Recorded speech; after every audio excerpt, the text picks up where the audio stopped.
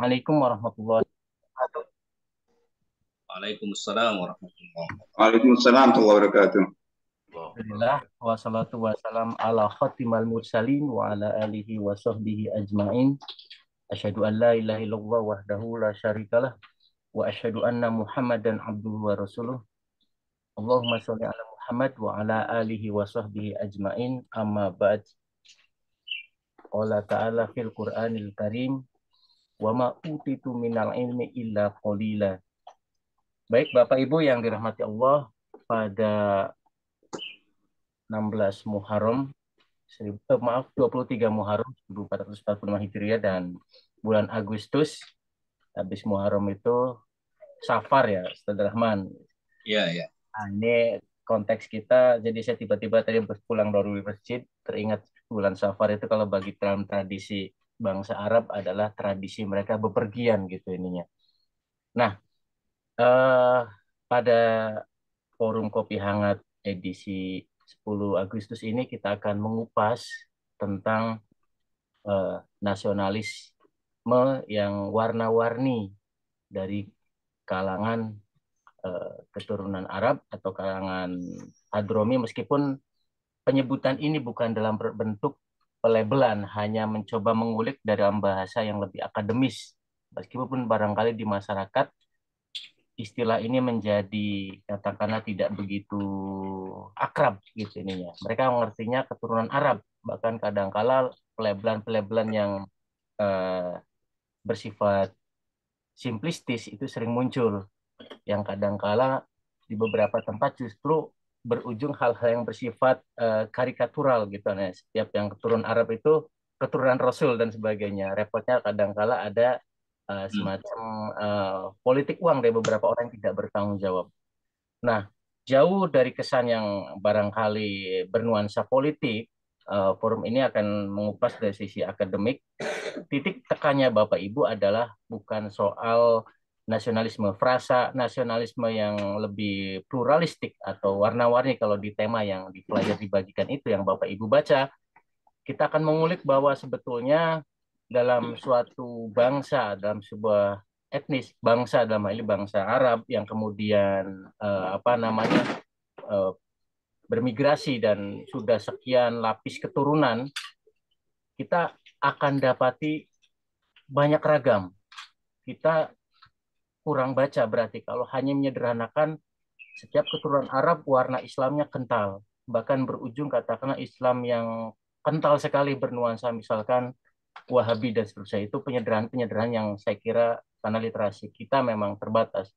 Sebaliknya kita mungkin akan kaget, walaupun kadangkala mungkin hal itu sebenarnya biasa saja. Misalkan, oh ada keturunan Arab ternyata ada di Partai Komunis misalkan, ada di Partai PSI misalkan, PSI yang Syahrir ya, bukan PSI yang sekarang gitu. Dan banyak seperti Hamid Al-Ghadri dan sebagainya. Atau, nah bulan Agustus ini seringkali menjadi apa ya, potret literasi umat Islam dan bangsa kita. Sering ada kontestasi klaim gitu ininya. Satu pihak mengatakan Agustus adalah banyak andil anak keturunan Arab. Ini bentuk apologetik pada saat di kubu satunya pengen menegasikan andil dari saudara-saudara kita yang keturunan Arab dan sebagainya. Ini kita ambil potret bagaimana literasi dan hasanah yang ada di umat dan atau bangsa kita gitu. Maka misal kita ambil kasus misalkan Hak Mutahar ya, kalau zaman saya kurikulum 84 atau setelahnya barangkali Hak Mutahar itu hanya itu haji ya itu ya.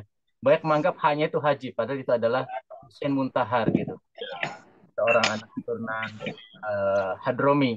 Nah, oleh banyak kalangan Hamuntahar dan nama-nama yang lain dianggap sebagai representasi wajah anak keturunan Hadromi yang Islamis gitu ininya. Padahal apakah seperti itu? Kadangkala mungkin karena hasanah kita, kita mencoba memasukkan asa politis kita untuk melabel tokoh seperti beliau. Pun juga misalkan kita hanya ada orang seperti Abdurrahman Baswedan yang dengan Persatuan Arab Indonesianya yang mendeklarasi, salah satu pionir bersama Pak Hussein Bafagi almarhum menginisiasi Sumpah Pemuda Anak Keturunan Arab. Kita kemudian menarik ini terlalu ke kanan gitu ininya. Padahal kalau kita lihat konteks zamannya, Zeitgeistnya boleh jadi tidak seperti itu. Nah, atas banyaknya pandangan yang mungkin yang satu mencoba menegasikan sama sekali menihilkan peran saudara-saudara kita yang tentu mereka innamal mu'minuna ikhwah gitu. Tapi tentu saja dalam ruang yang terbuka itu tidak semuanya mereka berwajah tunggal monolitik. Ada banyak. Ini belum bicara nanti adanya kalau kita pembagian itu katakanlah kalangan habaib atau kalangan yang bukan habaib dan sebagainya. Maka akan diskursus ini menjadi kaya dan mencoba memberikan satu perspektif yang membantu bagi kalangan di Indonesia bahwa nasionalisme bangsa Arab ini sebetulnya sudah selesai kalau saya ikuti diskusi-diskusi mereka, tapi selalu digugat di satu kubu. Istilah yang bernuansa politis, kadrun dan sebagainya itu bentuk karikatural bagaimana ketololan literasi kita sehingga menegasikan. Boleh jadi juga nanti itu akan disematkan kepada bangsa yang lain atau etnis yang lain di negeri kita, misalkan Tionghoa dan sebagainya. Nah, padahal andil mereka saya kira rasanya perlu dikulik, apalagi forum kopi hangat ini banyak Bapak Ibu yang berlatar akademis yang saya kira akan bisa melengkapi perspektif yang tidak hanya historian tapi antropologis. Nah, bersama kita sudah hadir dan saya mengucapkan terima kasih ke Bang Nabil Hayazi ya yang sekarang lagi di kalau nggak salah di Vietnam ya. Assalamualaikum Bang Nabil. Waalaikumsalam warahmatullahi wabarakatuh. Bisa dengar suara saya? Alhamdulillah, ini kawan lama Alhamdulillah. sama kawan lama saya ini nih. Sayang Dr. Jeffrey Al-Katiri nggak tahu nih udah muncul belum ini.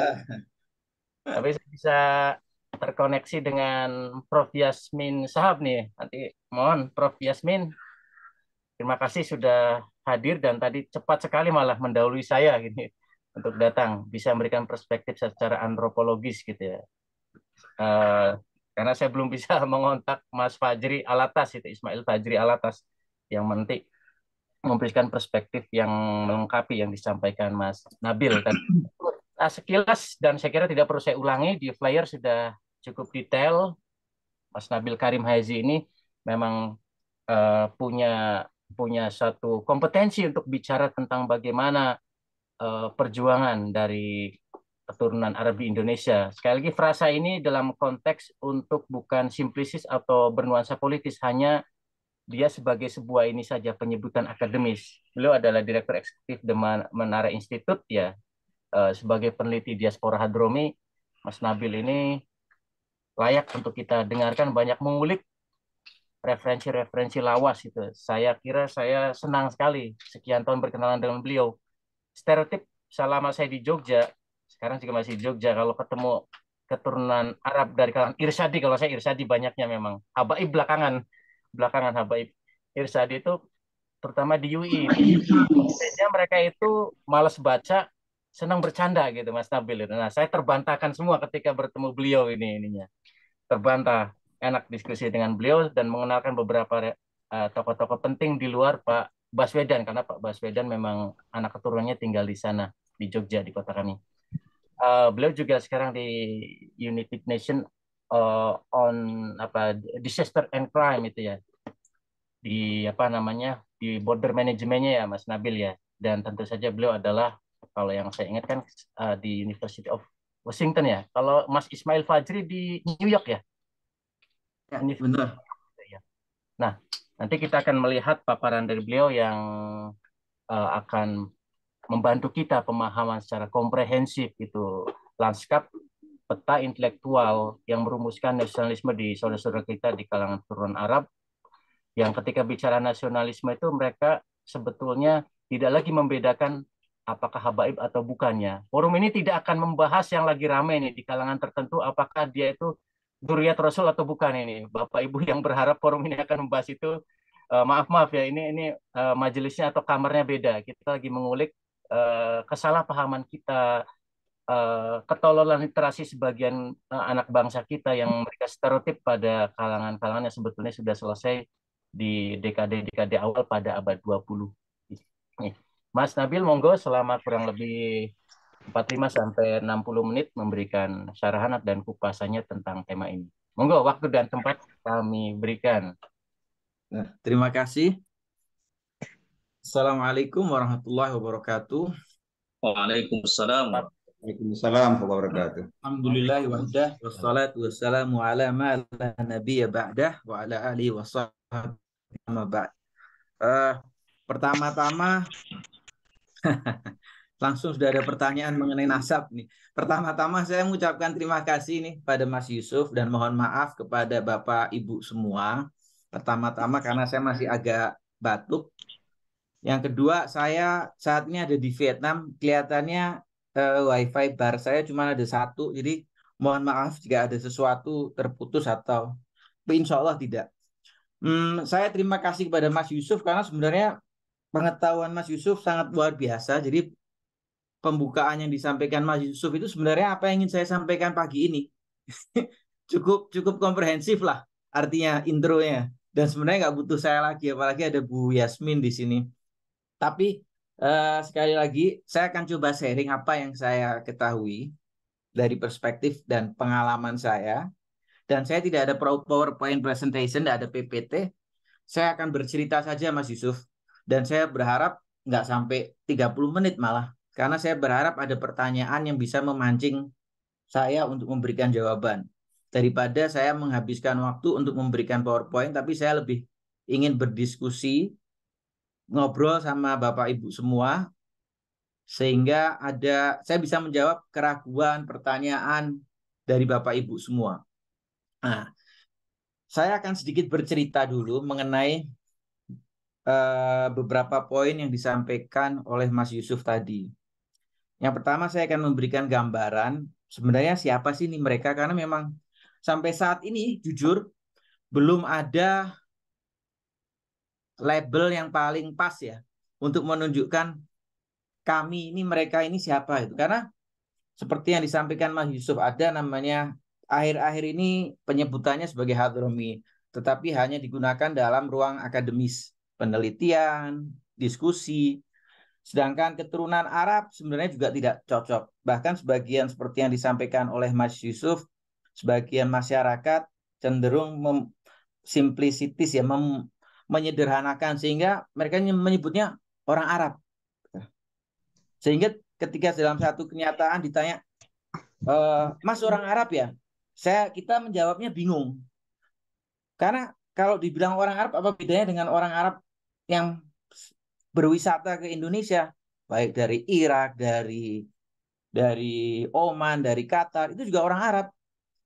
Atau malah yang menarik lagi Mas Yusuf dan bapak-bapak, ibu-ibu, teman-teman, yang kadang yang menyadarkan atau bukan menyadarkan ya, mengingatkan dan meneguhkan identitas Arab itu malah orang di luar kita. Sebagai contoh, anak saya itu nggak pernah, walaupun mukanya memang kelihatan, itu ketika sampai sekolah. Jadi ketika anak saya mulai SD, dia pulang ke rumah. Abi, emang Sahar orang Arab ya?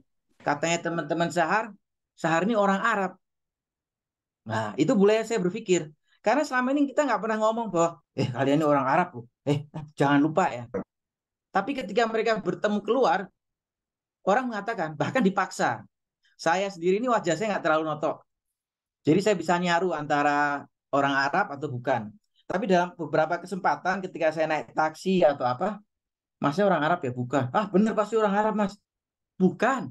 Iya, Mas, dipaksa Mas. Dipaksa untuk mengakui bahwa saya Arab. Terakhir saya bakalan bilang, enggak, saya keturunan Arab. Arab mana, Mas? Tanya terus, Mas. Nah, untuk itu saya akan sedikit memberikan background yang sama buat Bapak Ibu semua yang insya Allah bisa menjadi bahan untuk diskusi kita selanjutnya. Mohon maaf jika Bapak Ibu yang saya yakin sebagian besar sudah tahu bisa menjadi sebuah pengulangan. Jadi begini, sejarah masuknya migrasi Arab ke Indonesia ini adalah sejarah panjang. Bukan terjadi pada satu titik tahun berapa datang, tapi panjang dan sangat panjang. Beberapa referensi menyebutkan bahwa kehadiran orang Arab itu dari pertama tahun Islam yang ada tahun Islam, yaitu dari tahun abad ke-7, abad ke-8 dan sebagainya. Dan itu pertama kali masuk dari wilayah pesisir Sumatera, Aceh, Barus dan sebagainya. Dan ini dibuktikan oleh beberapa nisan yang ada di wilayah tersebut yang bertuliskan Arab, nama Arab yang datang ke Indonesia pada waktu itu. Tetapi yang ingin saya sampaikan di sini bahwa kedatangan orang-orang migran Arab itu pada awalnya terjadi secara individu dan secara temporary atau sementara. Jadi mereka datang dengan berbagai alasan, jumlahnya sangat sedikit, menggunakan kapal. Sebagian dari mereka datang, kemudian tinggal, kemudian kembali. Tidak menetap untuk waktu yang lama. Baru kemudian secara perlahan terjadi peningkatan pada tahun 1870 ketika dibukanya terusan Suez dan juga penemuan kapal uap atau kapal mesin. Pada tahun-tahun tersebut meningkat sangat besar. Nah, ketika ini meningkat, mayoritas, saya bisa katakan di sini bahwa mayoritas pendatang Arab yang datang ke Jawa, waktu itu mereka menyebutnya Tanah Jawa, Nusantara itu 99% berasal dari sebuah provinsi. Saat ini provinsi di negara Yaman, yaitu provinsi Hadramaut. Sehingga dalam perjalanannya sampai hari ini, mereka disebut sebagai Hadrami di dalam kajian-kajian akademis. 99%. Yang 1% adalah para pendatang imigran Arab yang berasal dari luar Hadrami. Ada yang dari Hijaz, dari tanah Arab Saudi, yaitu seperti keluarga Athigah. Salah satu tokoh pendiri Al-Irsyad, guru Al-Irsyad Hasan Ali Athigah. Itu adalah Makawi, artinya dari Mekah. Ada Al-Misri dari Mesir. Ada yang dari Irak. Ada yang dari beberapa negara lain. Dan itu Maskati dan sebagainya. Itu saya katakan 1% dari seluruh keturunan Arab yang ada di Indonesia. Oleh karena itu mereka disebut sebagai Hadrami. Nah, yang menarik, walaupun mereka berasal dari satu provinsi yang disebut dengan Hadramut, dari provinsi tersebut mereka berasal dari wilayah, tempat, daerah, kota juga yang lain. Sehingga tidak satu warna seperti yang disampaikan Mas Yusuf. Ada yang datang dari daerah Shibam, ada yang datang dari daerah Doan, ada yang datang dari daerah Seon, ada yang datang dari daerah Yafi', ada daerah, dan itu membawa warna, corak, budaya yang berlainan. Bahkan dari negeri asalnya itu berlainan. Yang kedua, ketika mereka datang ke Indonesia bermigrasi, mereka juga membawa stratifikasi atau membawa tipologi sosial yang ada di sana. Yang datang itu dari semua lapisan, Mas Yusuf dan Bapak Ibu semua. Dari yang guru, dari pekerja, dari ahli agama, dari apapun itu datang semua ke sini. Mewakili semua lapisan yang ada. Jadi lapisannya pun masyarakatnya itu berwarna-warna, berlainan. Nah, yang menarik lagi yang saya sampaikan di sini sebagai pengantar, hampir 99% para imigran dari Hadramut yang disebut sebagai Hadrami ini datang di usia muda tanpa membawa istri. Jadi mereka ini antara menikah muda, memiliki istri di Hadramut, kemudian mereka datang menikah lagi, tapi yang jelas hampir 99% tidak membawa istri, kecuali beberapa tahun terakhir itu kemudian membawa istri, dan itu sangat kecil. Nah, kemudian apa yang terjadi? Para pendatang imigran Arab ini, Hadrami ini, menikah dengan wanita lokal, pribumi, dari ujung Sumatera sampai ke Papua. Artinya, pada masa-masa tersebut, mereka menikah dengan tidak melihat mereka dari daerah mana. Di mana mereka turun, di situ mereka menikah dengan wanita pribumi. Yang turun di Papua, menikah sama orang Papua. Yang turun di Tual, menikah sama orang Tual. Yang turun di Sunda, menikah sama orang Sunda. Gadis Garut, kalau Bapak Ibu ingat novel tersebut. Yang menikah di Lombok, menikah sama orang Lombok. Yang turun di Medan, menikah sama orang Medan. Sehingga, kalau Bapak Ibu perhatikan, saat ini kalau Bapak Ibu ke seluruh Indonesia, itu akan menemukan orang-orang keturunan Arab dengan corak yang lebih dekat dengan corak etnis, budaya lokal. Orang keturunan Arab yang ditual hampir sama parasnya sama orang-orang yang ada ditual. Berbahasa sama orang yang ditual, makan makanan yang orang tual, budayanya sama orang yang ada ditual. Sama halnya Bapak Ibu kalau ngelihat orang keturunan Arab yang ada di Jawa Timur. Bahkan di Jawa Timur itu ada seorang tokoh ludruk keturunan Arab, main ludruk. Bukan cuma ludruk, jadi ludruk itu kan ada yang kalau saya kecil suka nonton di TVRI, saya kelahiran Solo, itu ada ludruk yang joget itu make up ya, cowok tapi pakai make up seperti perempuan itu. Itu ada tokoh dari Jawa Timur itu tokoh ludruk. Dan itu berlangsung di seluruh Indonesia. Itu yang benar. Jadi mereka menikah dengan semua orang pribumi di Indonesia sehingga kita ini memiliki nenek orang Indonesia. Itulah mengapa ketika awal-awal golongan generasi pertama tapi sampai sekarang berlangsung, ketika kita menyebut orang di luar golongan kami sampai saat ini itu menyebutnya dengan akhwal. Itu jamak kata aslinya adalah khal dan jamaknya ada akhwal. Artinya saudara ibu. Itu saudara ibu kita. Jadi saya informasikan kami ini di dalam kelompok golongan kita kalau menyebut diri kita adalah jamaah. Jadi kalau kita ketemu orang di jalan, kelihatannya ada muka Arab, kita nanya, ente jamaah bukan? Maksudnya ente golongan kita bukan? Awalnya waktu pada awal-awalnya kita menyebut jamaah karena kita berasal dari kata ini. Ente jamaatna atau bukan jamaatna bukan dari kelompok kami atau bukan. Sehingga kita sekarang bisa jamaah. Sedangkan di luar jamaah kita menyebutnya akhwal. Artinya apa? Saudara ibu. Nah, dari sini sudah terlihat Bapak Ibu semua bagaimana beragamnya orang Indonesia keturunan Arab. Karena lebih dekat kepada budaya lokal yang ada di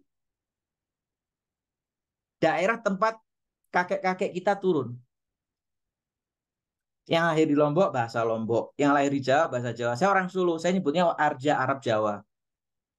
Saya lebih dekat dengan budaya Solo. Makanan saya, lidah saya, tontonan saya ketoprak, wayang orang. Berbeda dengan teman-teman yang ada di NTB, di Lombok. Kebetulan ayah saya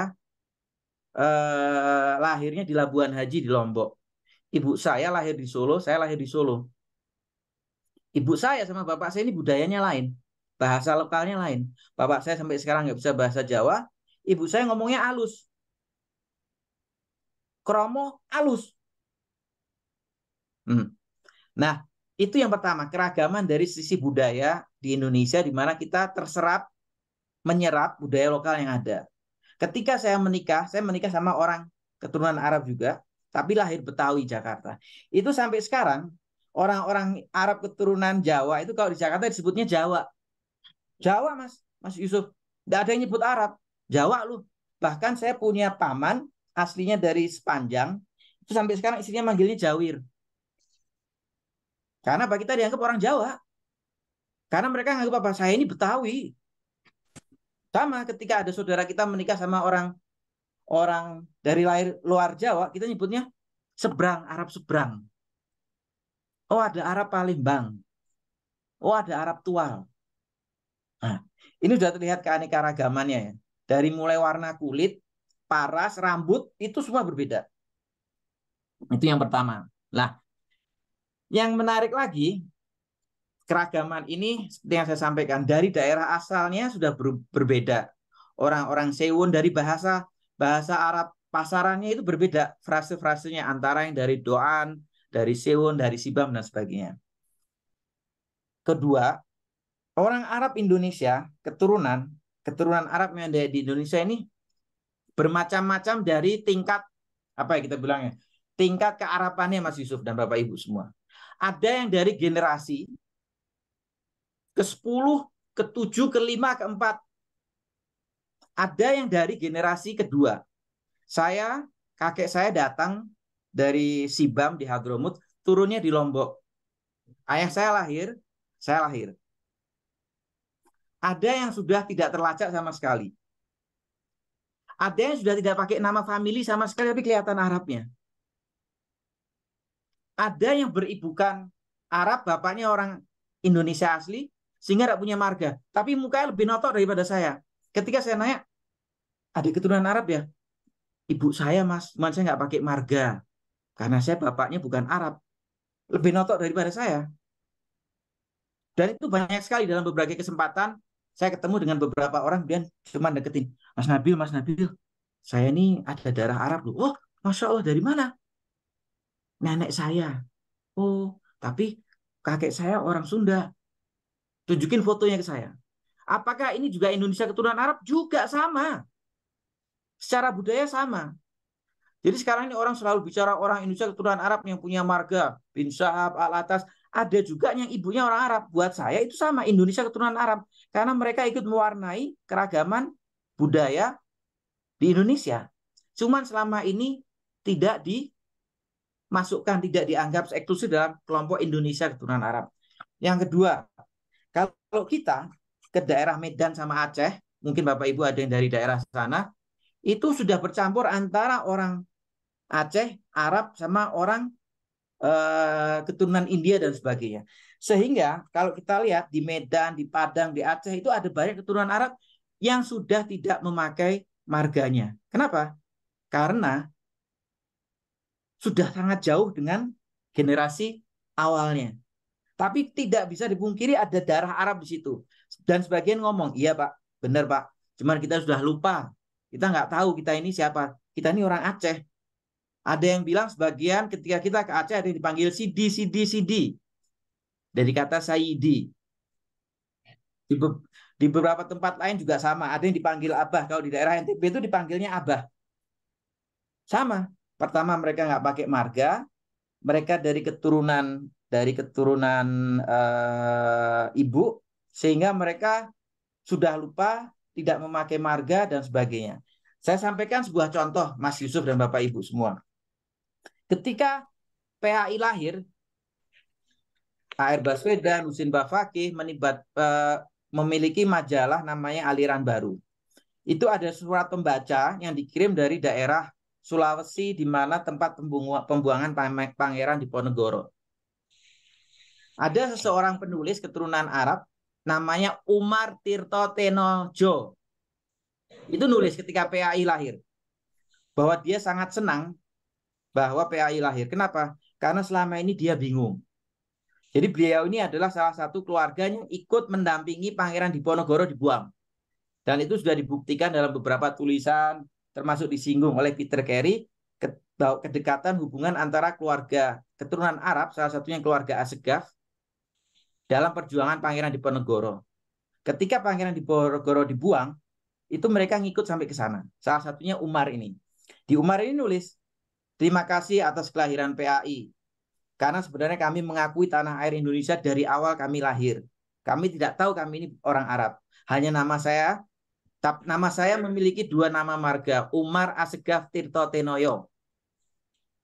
Selama ini di daerah pembuangan di Sulawesi itu saya ngaku sebagai saya ingin main bola sama teman-teman pribumi, tapi saya dibilang kamu bukan orang Indonesia, kamu orang Arab. Padahal saya ini bukan orang Arab. Saya ini Tirto Tenoyo katanya dia. Makanya ketika PAI lahir, saya semakin senang. Karena ada yang mengatakan saya ini orang Indonesia. Karena selama ini orang di luar kelompok ngomong, kamu tuh bukan orang kita gitu kan. Mungkin, logika saya, mungkin dia tidak diterima sebagai orang di Sulawesi sana, karena memang secara fisik dia kelihatan lebih Jawani daripada orang sana. Tapi ini satu hal yang menunjukkan Umar Tirto Tenoyo, bagaimana kedekatannya dengan budaya lokal, budaya Jawa, bahkan menggunakan marga Jawa. Paman saya namanya Muhammad Rasidi, Allahyarhamuh, sudah meninggal. Itu namanya Muhammad, Rasidinya dibuang menjadi Muhammad, Astagfirullahaladzim, siapa lupa, pakai nama Jawa. Nah, itu satu hal lagi menarik, bahwa ternyata ada hal-hal seperti itu. Yang lebih menarik lagi adalah teman-teman semua, Bapak Ibu, seperti yang disampaikan oleh Mas Yusuf, adalah ada seorang tokoh Kapten Arab di daerah Banda Nera, namanya Said Chong Baadila. Ini adalah kakek dari Des Alwi. Namanya Said Chong Baadila. Kenapa? Karena di darahnya itu ada keturunan Arab, Maluku, dan Cina. Chong itu karena ibunya marganya Cina. Dipanggilnya Said Chong Baadila. Saya mau nanya ke Bapak Ibu semua. Kalau ada yang nanya Said Chong Baadila ini orang apa? Karena bisa menjawab 4 pertanyaan, jawabannya ada 4. Saya keturunan Arab, saya keturunan Ambon, saya keturunan Cina. Tapi dia menjawab apa? Saya orang Indonesia. Dan itu ada banyak orang keturunan Arab di Indonesia yang darahnya campur. Seperti saya nanya, kalau ada orang keluarga Al-Hamid yang ada di Papua, dia orang apa? Mau dipaksain, Anda orang Arab ya? Saya ada darah Papua kok. Dan saya lebih lama ngabisin hidup saya di Indonesia daripada di Arab. Belum pernah. Dan saya katakan di sini, hampir mungkin Indonesia keturunan Arab yang ada di Indonesia tidak pernah ke negeri asalnya. Tidak pernah. Kecuali 1-2 orang yang ikut rihlah mengunjungi makam-makam para aulia habaib yang ada di sana. Atau karena warisan. Mungkin ada warisan, mereka ke sana ngurus warisan. Tapi yang lain tidak tahu. Kalau Mas Yusuf ketemu sama orang Arab, kayak, Mas aslinya mana? Orang Arab ya? Iya. Arabnya di mana? Saya yakin 100% yang bisa jawab cuma 1-2 orang saja. Nggak tahu, Mas. Nggak tahu. Karena kita ini bukan seperti orang-orang Arab yang, kamu orang Arab mana? Saudi. Kamu orang Arab mana? Qatar. Kita ini tidak ada negara. Kita ini hanya dari satu daerah kecil di Yaman yang namanya Hadramut. Yang kita nggak pernah ke sana. Saya belum pernah, Mas. Saya ini belum pernah. Jadi, nah, kemudian selain tadi Said Chong Baadila sama Hamid Al-Ghadri, yang kemudian turun sampai kepada Nono Anwar Makarim sampai Nadiem Makarim. Itu di situ darahnya ada darah India dari keluarga Surati. Ada darah Jawa, ada darah keturunan Arab. Makanya kalau kita naik ke Pak Nadiem atau Pak Nono, atau istrinya Pak Nono ditanya, dari mana? Nadiem ini bapaknya Nono Anwar Makarim, ibunya dari Al-Ghadri. Jadi kalau kita lihat, Nono Anwar Makarim ini ada darah Padang. Bapaknya ini Anwar Makarim lahirnya di Padang. Lebih kuat sama darah Padang. Saya ketemu sama Pak Nono berapa kali, saya nanya, saya ini di rumah diajarkan bahasa Belanda, Eropa, sama Minang. Al-Ghadrinya ada darah India, Jawa Timur. Anaknya Nadiem Makarim. Nadiem ini pakai orang Arab. Dia bisa jawab, saya ini Mas, saya Nabil, saya ini keturunan Arab. Keturunan Minang. Keturunan India. Keturunan Jawa Timur. Apakah dia lahir sebagai keturunan Arab? Ada 4. Kenapa harus dipilih Arabnya ini? Kenapa tidak disebut sebagai keturunan orang Minang? Oh, dia lahir juga di Indonesia, neneknya orang Minang, kakeknya orang India, ada keturunan Arabnya. Ragamnya itu luar biasa. Apalagi kita lihat, kalau kita lihat contohnya banyak. Satu lagi, Raden Saleh, Bustaman, dari keluarga Al Yahya. Itu lebih jauh lagi generasinya, karena datangnya lebih lama daripada orang-orang yang ada di generasi-generasi yang baru-baru ini, yang kelihatan selama ini mewarnai di media kita. Nah, sekali lagi seperti yang disampaikan oleh, atau sama seperti yang disampaikan oleh Mas Yusuf Maulana, Husain Mutahar, bukan cuma Mas Yusuf, Mas, dari golongan kita aja baru tahu kalau Husain Mutahar itu Arab terakhir-terakhir ini, karena memang dia nggak mau, padahal Mutahar itu salah satu golongan marga keturunan Arab dari golongan Alawiyyin Habaib. Dan dia tidak pernah mau, dan Husain kalau ditanya sama nasionalisme, karena kalau saya ditanya mengenai nasionalisme saya bingung jawabnya ya Mas Yusuf ya. Definisi nasionalisme seperti apa ya? Apakah yang ikut perang disebut nasionalis? Apakah yang ikut? Jadi saya hanya memberikan contoh. Kalau ada yang nanya, ini tanpa mau menunjukkan kata kelebihan atau perannya, hanya sedikit menggambarkan. Nanti saya gambarkan juga dari yang lain. Ada yang pernah nanya, Mas Nabil, apa sih perannya orang Indonesia keturunan Arab? Pas 17 Agustus Mas ada yang nanya, Mas. Jadi kalau 17 Agustus kan ada yang mempertanyakan selalu. Apalagi di tahun-tahun politik. Ada yang naik ke saya, Mas, apa sih perannya orang Indonesia keturunan Arab? Saya kok nggak pernah lihat. Nah, waktu itu ada 17 Agustus ada Paskibra. Terus saya nanya, itu Paskibra di TV itu yang buat aturannya siapa ya? Yang buat aturan cara berbaris mengibarkan bendera Indonesia itu siapa? Husain Mutahar. Bangsa Indonesia, perayaan 17 Agustus, perayaan bendera, cara Paskibra, berapa orang yang mengibarkan bendera, itu yang mengajarkan, yang membuat aturannya adalah almarhum Husein Mutahar, seorang Indonesia keturunan Arab. Dan Megawati adalah salah satu pasukan Paskibra yang dilatih langsung oleh Husein Mutahar. Ada yang naik lagi, apa lagi Mas? Nah itu kalau kita nyanyi lagu-lagu perjuangan 17 Agustus, syukur dari itu. Siapa yang nyiptain? Husein Mutahar.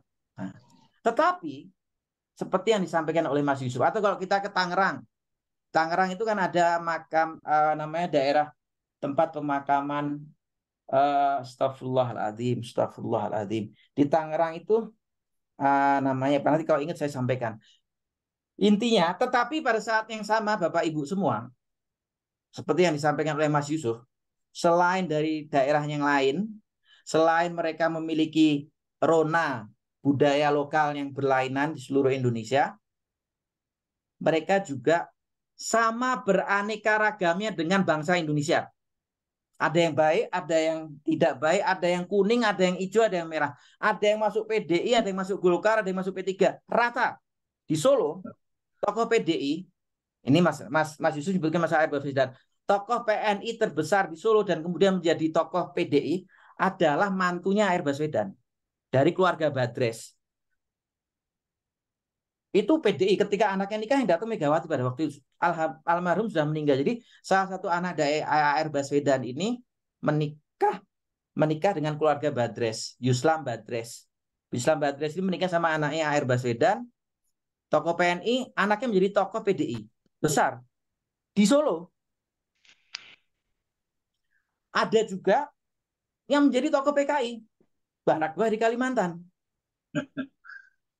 Di Papua, tokoh Golkar banyak Mas dari turunan Arab. Masuk PBB, Partai Bulan Bintang banyak juga. Hampir semua ada. Wah, tapi apalagi kalau kita lihat dari namanya seni musik, seni budaya, mungkin Bapak Ibu bakalan kaget.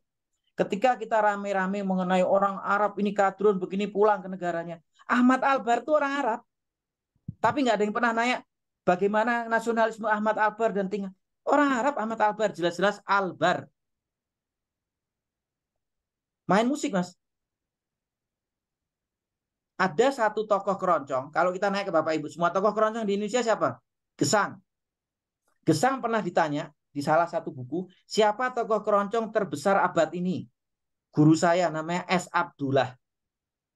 S. Abdullah ini penyanyi keroncong pertama di Indonesia yang rekamannya sampai di Amerika. Ketika Charlie Chaplin datang ke Indonesia, Charlie Chaplin pernah datang ke Indonesia, dia langsung nanya, saya mau ketemu sama penyanyi Si Mata Setan, karena ada lagu Piringan Hitam sampai di Amerika. Penyanyinya adalah S. Abdullah. Mars PAI, Partai Arab Indonesia, itu yang menyanyikan adalah S. Abdullah. S. Abdullah ini nama lengkapnya S. Abdullah Bamuzaham. Bamuzaham ini salah satu kelompok golongan marga Arab. Meninggal di umur 40 tahun, tidak ada yang tahu. Dia bapak keroncong Indonesia sebenarnya.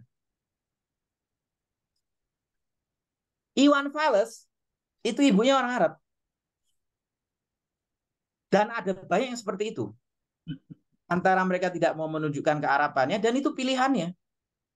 Dan hampir semua orang, bukan, kita ini tidak bisa memilih mau dilahirkan sebagai orang apa. Dan saya bisa ngajikan contoh yang luar biasa dari seluruh Indonesia bagaimana keanekaragaman. Orang Arab ini ada yang jadi preman, ada. Di Solo ada yang naik becak, Pak. Ya sama, ngomongnya Jawa, nggak bisa ngomong Arab. Narik becak, keluarga saya ada, jujur. Ada yang jadi politikus, ada yang jadi miliuner, ada yang jadi dosen, ada yang main musik, ada yang tokoh jago olahraga, ada yang main ludruk, ada yang main wayang orang. Bapak sebutin, suruh saya cari, Mas Nabil tolong cariin orang Arab ini. Saya cariin, saya yakin pasti ada. Sama halnya dengan komunitas yang lain. Komunitas orang Jawa, orang Medan, orang Batak sama. Yang membedakan kami yang kadang tidak bisa hilang adalah mungkin fisik ya. Itu nggak bisa hilang. Saya nggak tahu kenapa. Sampai ada beberapa keluarga yang kakek neneknya orang Arab, Anak-anaknya nggak kelihatan Arab, cucunya keluar Arab, Pak. Karena katanya hampir 7 keturunan. Saya ini nggak notok. Anak saya lebih notok daripada saya. Kalau saya pergi ke luar negeri atau kemana, kalau saya jalan sendiri, saya diajak bahasa Indonesia. Sama anak saya, tidak ada yang ngajak bahasa Indonesia. Kalau ada bahasa Inggris, bahasa Arab. Padahal mereka nggak bisa ngomong Arab sama sekali. Yang ngerti lah, ngerti bahasa Arab sedikit. Jadi, kita ini selama ini kalau disebut Mas Yusuf tadi kejahilan ya, kita ini ditipu oleh media. Jadi kita cenderung terpaku melihat di media, seolah-olah orang Arab itu ya cuma satu itu. Padahal kalau dilihat, di sekeliling kita ada itu. Dari berbagai macam ragam, corak, budaya, warna, orientasi politik, ada yang campur sama Cina, ada yang campur nikah sama orang bule, ada yang nikah sama orang, semua ada. Nah, yang menarik lagi sebelum saya tutup diskusi ini, sebelum saya tutup paparan saya, waktu itu karena ini hubungannya sama nasionalis dan saya suka cerita ini ya. Ketika A.R. Baswedan itu mendirikan PAI, beberapa golongan keturunan Arab yang ada di Indonesia, yang senior lah, orang tua-tua gitu, sempat menasihatin A.R. Baswedan supaya nggak teriak-teriak. Udah, maksudnya begini, kamu tenang aja udah, nggak usah teriak-teriak, saya Indonesia. Udah diem aja deh. Lah Indonesia aja waktu itu kan belum lahir. Tapi intinya demi keamanan bersama, ada Belanda, ada ini, nggak usah teriak-teriak. Salah satu yang diminta untuk menasihati adalah Hamka. Hamka ini datang ke A.R. Baswedan. Ada di Panjimas nih. Saudara Abdurrahman Baswedan, kita tahu mengenai keinginan teman-teman untuk menunjukkan Indonesia bahwa kalian bangsa Indonesia. Tapi saya mau nanya ini Pak A.R. Baswedan, ini dengan redaksi saya ya. Kalau seandainya nih orang Indonesia keturunan Arab teriak-teriak Indonesia tanah airku, Indonesia tanah airku, dan orang-orang Indonesia asli ini ngomong, bukan, saya nggak mau terima kalian sebagai bangsa Indonesia. Apa yang kira-kira Anda lakukan? A.R. Baswedan jawabnya sederhana. Ketika kami mendeklarasikan bahwa Indonesia adalah tanah air saya nggak minta izin dulu kepada Dr. Cipto, kepada tokoh-tokoh nasionalis lainnya. Pak, saya boleh nggak jadi warga negara Indonesia? Saya nggak nanya. Karena kami ini yakin Indonesia ini tanah air saya. Kalau seandainya kami teriak-teriak Indonesia tanah airku, orang Indonesia asli nggak terima, nggak mau terima, ayo kita berkelahi. Kalau kalah, buang kami di laut. Buang kami di laut. Buat saya, itu luar biasa. Dan itu final, seperti kata Mas Yusuf, sudah final. Titik. Dan ketika kemerdekaan Indonesia dan sebagainya ada pilihan bagi orang-orang asing yang di Indonesia untuk kembali ke negaranya, hampir bisa dikatakan tidak ada yang kembali kecuali 1-2 orang. Tidak ada yang mau kembali.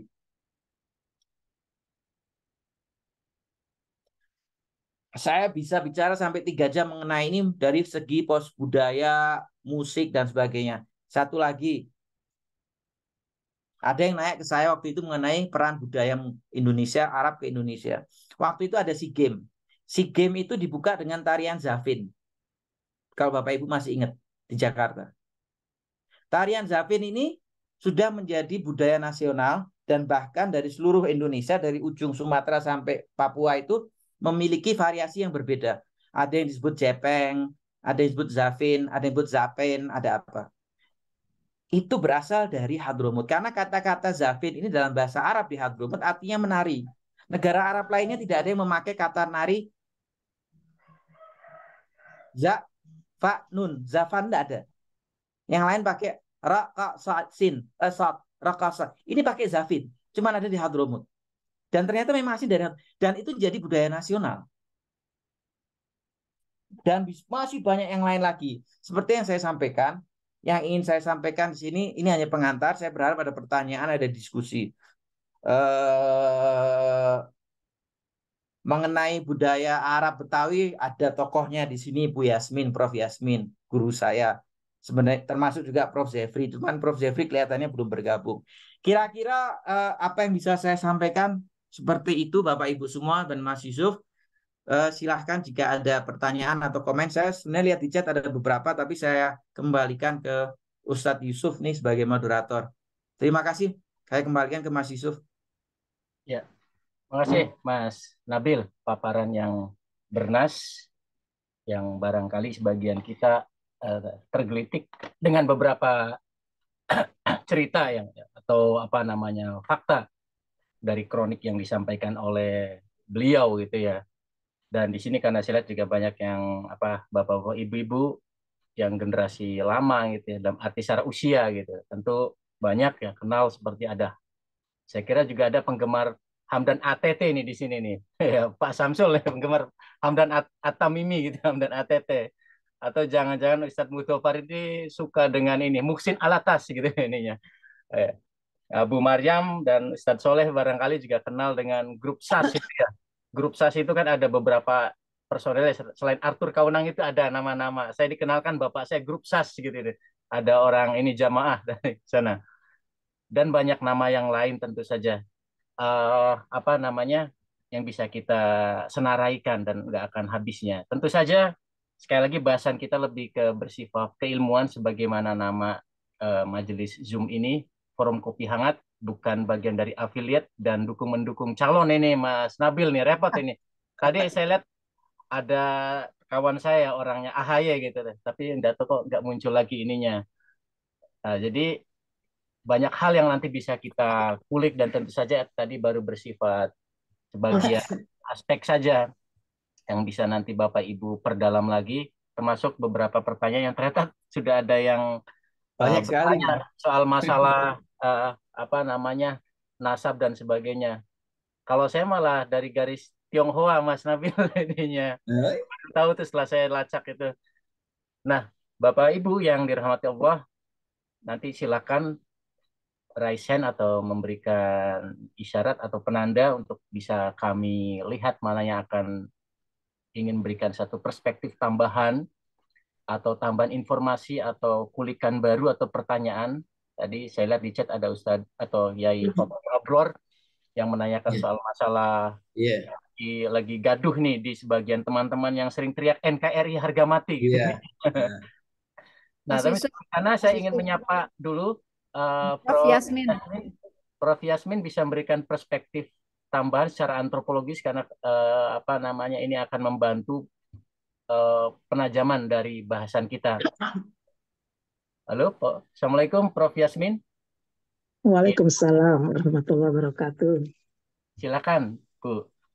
Iya, terima kasih.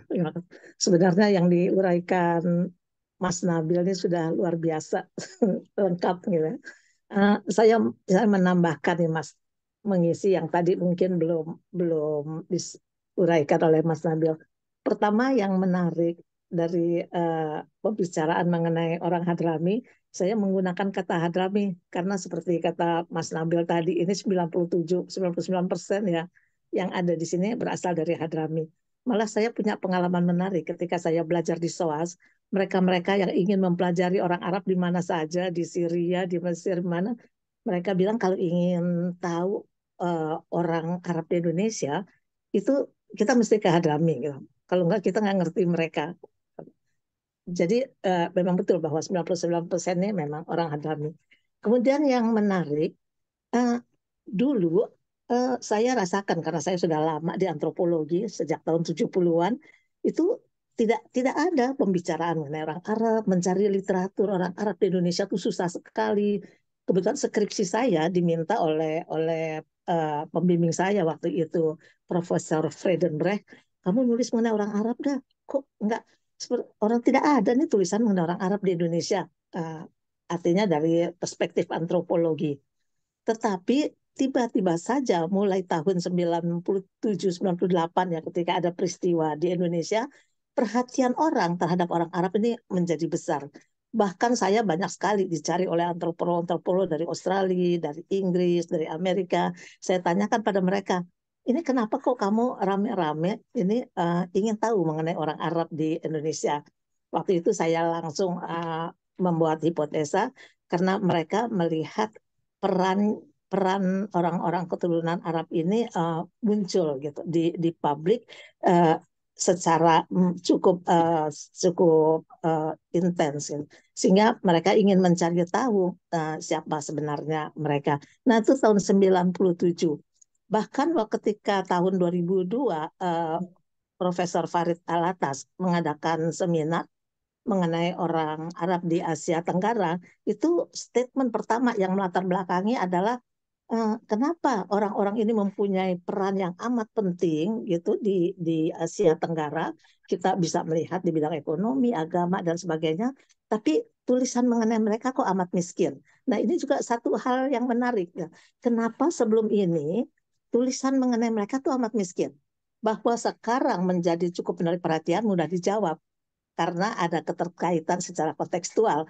Tapi kenapa dulu miskin tulisan mengenai mereka, ini yang cukup menarik untuk dicari jawabannya. Itu yang pertama. Kemudian yang ingin saya tambahkan adalah itu tadi varian yang dilukiskan oleh Mas Nabil, saya namakan varian-varian orang Arab, Arab Betawi, Arab Jawa, Arab Ambon, Arab Irian. Untuk menunjukkan, saya cukup agak populer ini melukiskannya ya, untuk menunjukkan bahwa mereka lebih menjadi orang lokal daripada orang Arab adalah untuk kita jauh lebih mudah bergaul dengan orang-orang yang berasal dari lokal kita ketimbang dengan orang Arab.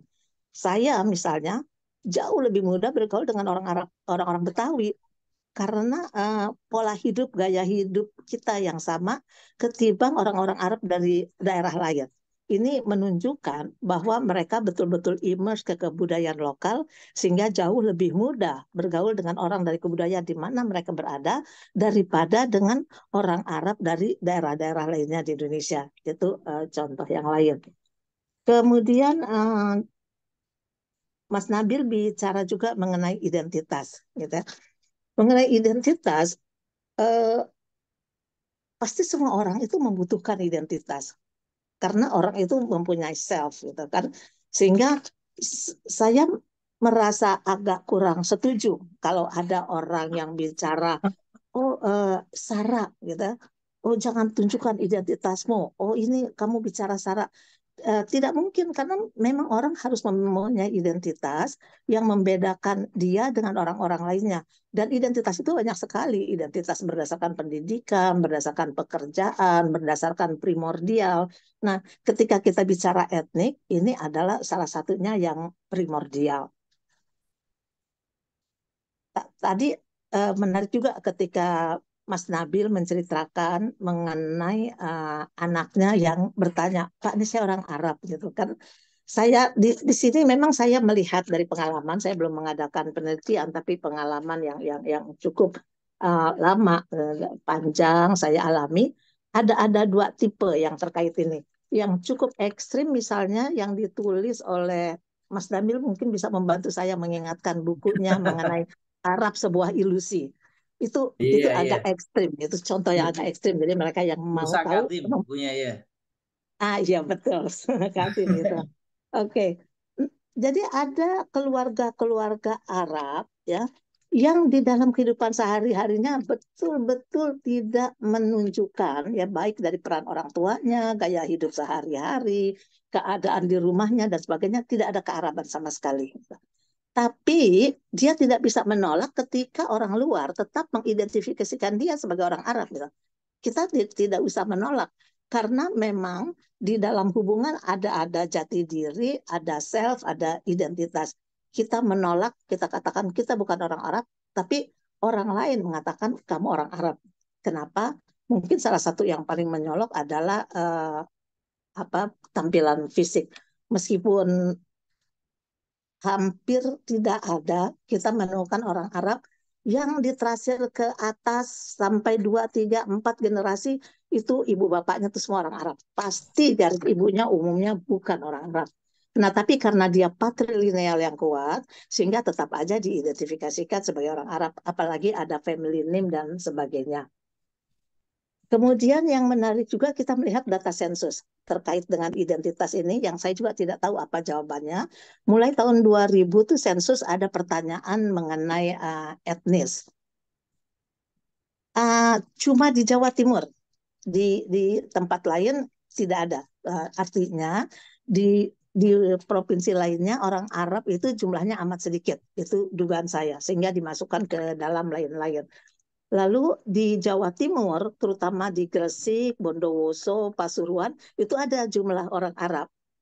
Nah, saya tidak tahu bagaimana ini diidentifikasikan. Apakah si pencaca mengidentifikasikan dia sebagai orang Arab atau dia ditanyakan, si responden ditanya oleh pencaca dan dia menjawab dirinya adalah orang Arab. Nah, data sensus ini menunjukkan kepada kita bahwa orang-orang lain melihat kelompok ini adalah sebagai orang Arab, meskipun dia sendiri menolak. Atau ini mendukung hipotesa bahwa mereka masih melihat dirinya sebagai orang Arab, sehingga di ketiga kota di Jawa Timur, dan memang cuma di situ aja yang paling banyak orang Arabnya, kecuali Palembang, Pekalongan dan sebagainya gitu ya. Pekalongan kita merasakan orang Arab di situ, tapi tetap aja di sensus tidak ada data mengenai orang Arab. Artinya jumlah mereka tidak banyak gitu, Mas Nabil ya, untuk dicatat sebagai orang Arab. Kemudian yang menarik lainnya terkait identitas ini, bagaimana kita melihat dan dilihat orang, adalah tulisannya Warnayan. Suwarsih Warnayan menulis mengenai stereotip etnik-etnik di Indonesia. Dia memilih 5 etnik. Orang Jawa, orang Sunda, orang Batak, orang Minang, dan orang Cina.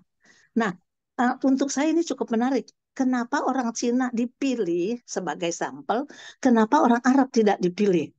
Sayangnya saya tidak sempat bertemu, nanyakan pada beliau, sudah almarhumah sekarang. Karena kalau kita lihat, orang Arab ini meskipun kecil jumlahnya dibandingkan dengan orang Cina yang jumlahnya jauh amat besar, dia mempunyai posisi yang penting, peran yang penting, tetapi toh tidak dipilih oleh Suwarsih Warnayan ketika dia bicara stereotip. Apakah Suwarsih Warnayan tidak melihat ini sebagai satu kelompok yang berbeda dengan orang Indonesia? Apakah kelompok ini tidak dipandang berbeda sehingga tidak menarik untuk dilihat dalam pembicaraan mengenai stereotip? Butir lain lagi yang menarik dari orang Arab ini adalah kalau kita baca tulisan dimanapun, ada 2 yang cukup menarik perhatian saya. Kalaupun ada seminar-seminar mengenai orang Arab, pasti tulisannya tidak jauh-jauh dari perkawinan. Dan isinya tidak jauh-jauh dari pertanyaan kenapa laki-lakinya boleh kawin keluar dan perempuannya tidak boleh. Gitu. Jadi ini mungkin yang paling menarik dalam kehidupan publik. Nah, 2 hal, tapi ini saya belum pernah teliti secara mendalam. Yang satu saya pernah teliti adalah orang selalu percaya dalam semua tulisan mengatakan orang Arab ini sebenarnya mudah bergaul dengan orang lokal. Itu tadi sudah dibahas mendalam secara oleh Mas Nabil. Lalu statementnya selalu dikatakan yang memudahkan orang Arab diterima oleh orang lokal adalah kesamaan agama. Nah, ini yang saya tidak setuju gitu. Artinya mungkin ini membantu, tetapi bukan inilah faktor penting yang menyebabkan mereka mudah diterima di masyarakat lokal. Ada 2 penelitian. Penelitian pertama dilakukan oleh Ikhtiar Hatta ya, dari Sulawesi. Dia meneliti di Maluku, di 3 tempat di Maluku. Kesimpulan dia adalah bahwa mudahnya mereka, ramahnya mereka bergaul dengan orang-orang lokal, dan ini yang menyebabkan mereka diterima. Keramahan mereka ini yang cukup menarik saya ketika saya menjadi others. Di sini kan saya menjadi self. Ketika saya menjadi others, saya ketika mulai tertarik untuk menulis mengenai Hadrami, saya pergi ke Yaman ya, untuk lebih tahu siapa sih, bagaimana kehidupan mereka. Itu saya sangat merasakan betapa mereka sangat terbuka menerima tamu.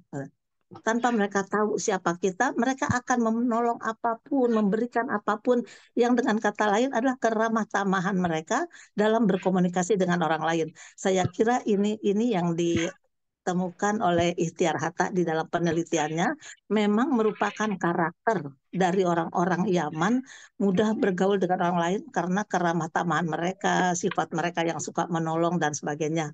Nah, waktu itu Ikhtiar Hatta memakai metodologi untuk mengukur ini. Saya mengemukakannya secara populer bahwa inilah sifat mereka. Nah, dari penelitian saya sendiri, saya melihat apa yang menyebabkan, karena cukup menarik ya, mereka diterima tidak ada masalah dalam bergaul dengan orang lain di satu pihak. Nah, di lain pihak mungkin ini sedikit berbeda nih Mas Nabil nih antara saya dengan Mas Nabil. Mereka kearapannya bertahan. Mereka sadar mereka adalah orang Arab dan mereka mempunyai identitas sebagai orang Arab. Ini perbedaan saya mungkin dengan Mas Nabil dan terutama dengan Mas Kadim tadi. Nah, kenapa kok mereka bisa mempertahankan kearabannya di satu pihak, tapi di lain pihak mereka tidak ada masalah di ruang publik gitu. Nah, saya lihat mereka membedakan gitu kehidupan publik dan kehidupan privat. Di dalam kehidupan privat, sebagian besar orang Arab itu masih menyandang identitas kearabannya. Yang pertama, misalnya mengenai nama, mereka tetap memakai family name mereka. Jadi kita bisa melihat tokoh-tokoh yang ada, tokoh-tokoh politik, tokoh-tokoh di pemerintahan, mereka itu nggak mengganti namanya, atau dari pertama mereka tidak menggunakan nama Indonesia, tetap mereka menggunakan family name mereka. Sehingga dengan sangat mudah mereka diidentifikasikan sebagai orang Arab. Pertama penampilan fisik, kedua nama. Gitu. Jadi dengan sadar mereka menggunakan itu. Kemudian di dalam kehidupan keluarga, pada upacara-upacara tertentu itu terutama perkawinan ya. Jadi memang saya lihat pada etnik manapun dalam lingkaran hidup, tahap-tahap lingkaran hidup, perkawinan merupakan stage yang paling penting untuk menunjukkan identitas seseorang. Kita lihat saja ya, ketika perkawinan itu adat apa yang dipakai sangat menentukan. Jadi kalau ada dua etnis di Indonesia, orang Padang kawin dengan orang Sunda, maka upacara perkawinannya ada upacara cara Sunda dan ada cara Padang. Begitu pentingnya. Nah, pada orang Arab, pada pernikahan kita bisa merasakan itu, bisa merasakan bagaimana identitas kearaban kelihatan. Saya tidak akan menguraikan ini karena waktunya akan cukup panjang, gitu. Tapi di sini kita akan sangat merasakan aura kearaban ketika perkawinan. Tetapi kalau kita lihat, katakanlah mungkin di dalam keluarga ada yang masih mempertahankan beberapa identitas seperti makanan dan sebagainya, tapi itu tidak terlalu penting. Yang pasti umumnya orang-orang Arab di Indonesia itu tidak bisa berbahasa Arab. Kalau dia bisa berbahasa Arab, pasti sekolahnya di IAIN atau karena pernah dia belajar di Mesir, di Yaman dan sebagainya. Tapi sebagai orang Arab, mereka tidak bisa berbahasa Indonesia. Gitu. Tapi kenapa gitu ya? Mereka kearabannya begitu bertahan, fisiknya tidak bisa diingkari, namanya dipertahankan, pada kehidupan tertentu di dalam rumah, di private life, mereka mempertahankan kearabannya, sehingga mereka sadar mereka adalah orang Arab. Kalau tidak sadar, mereka tidak akan mempertahankan endogami. Karena saya perhatikan endogami itu masih tetap penting gitu.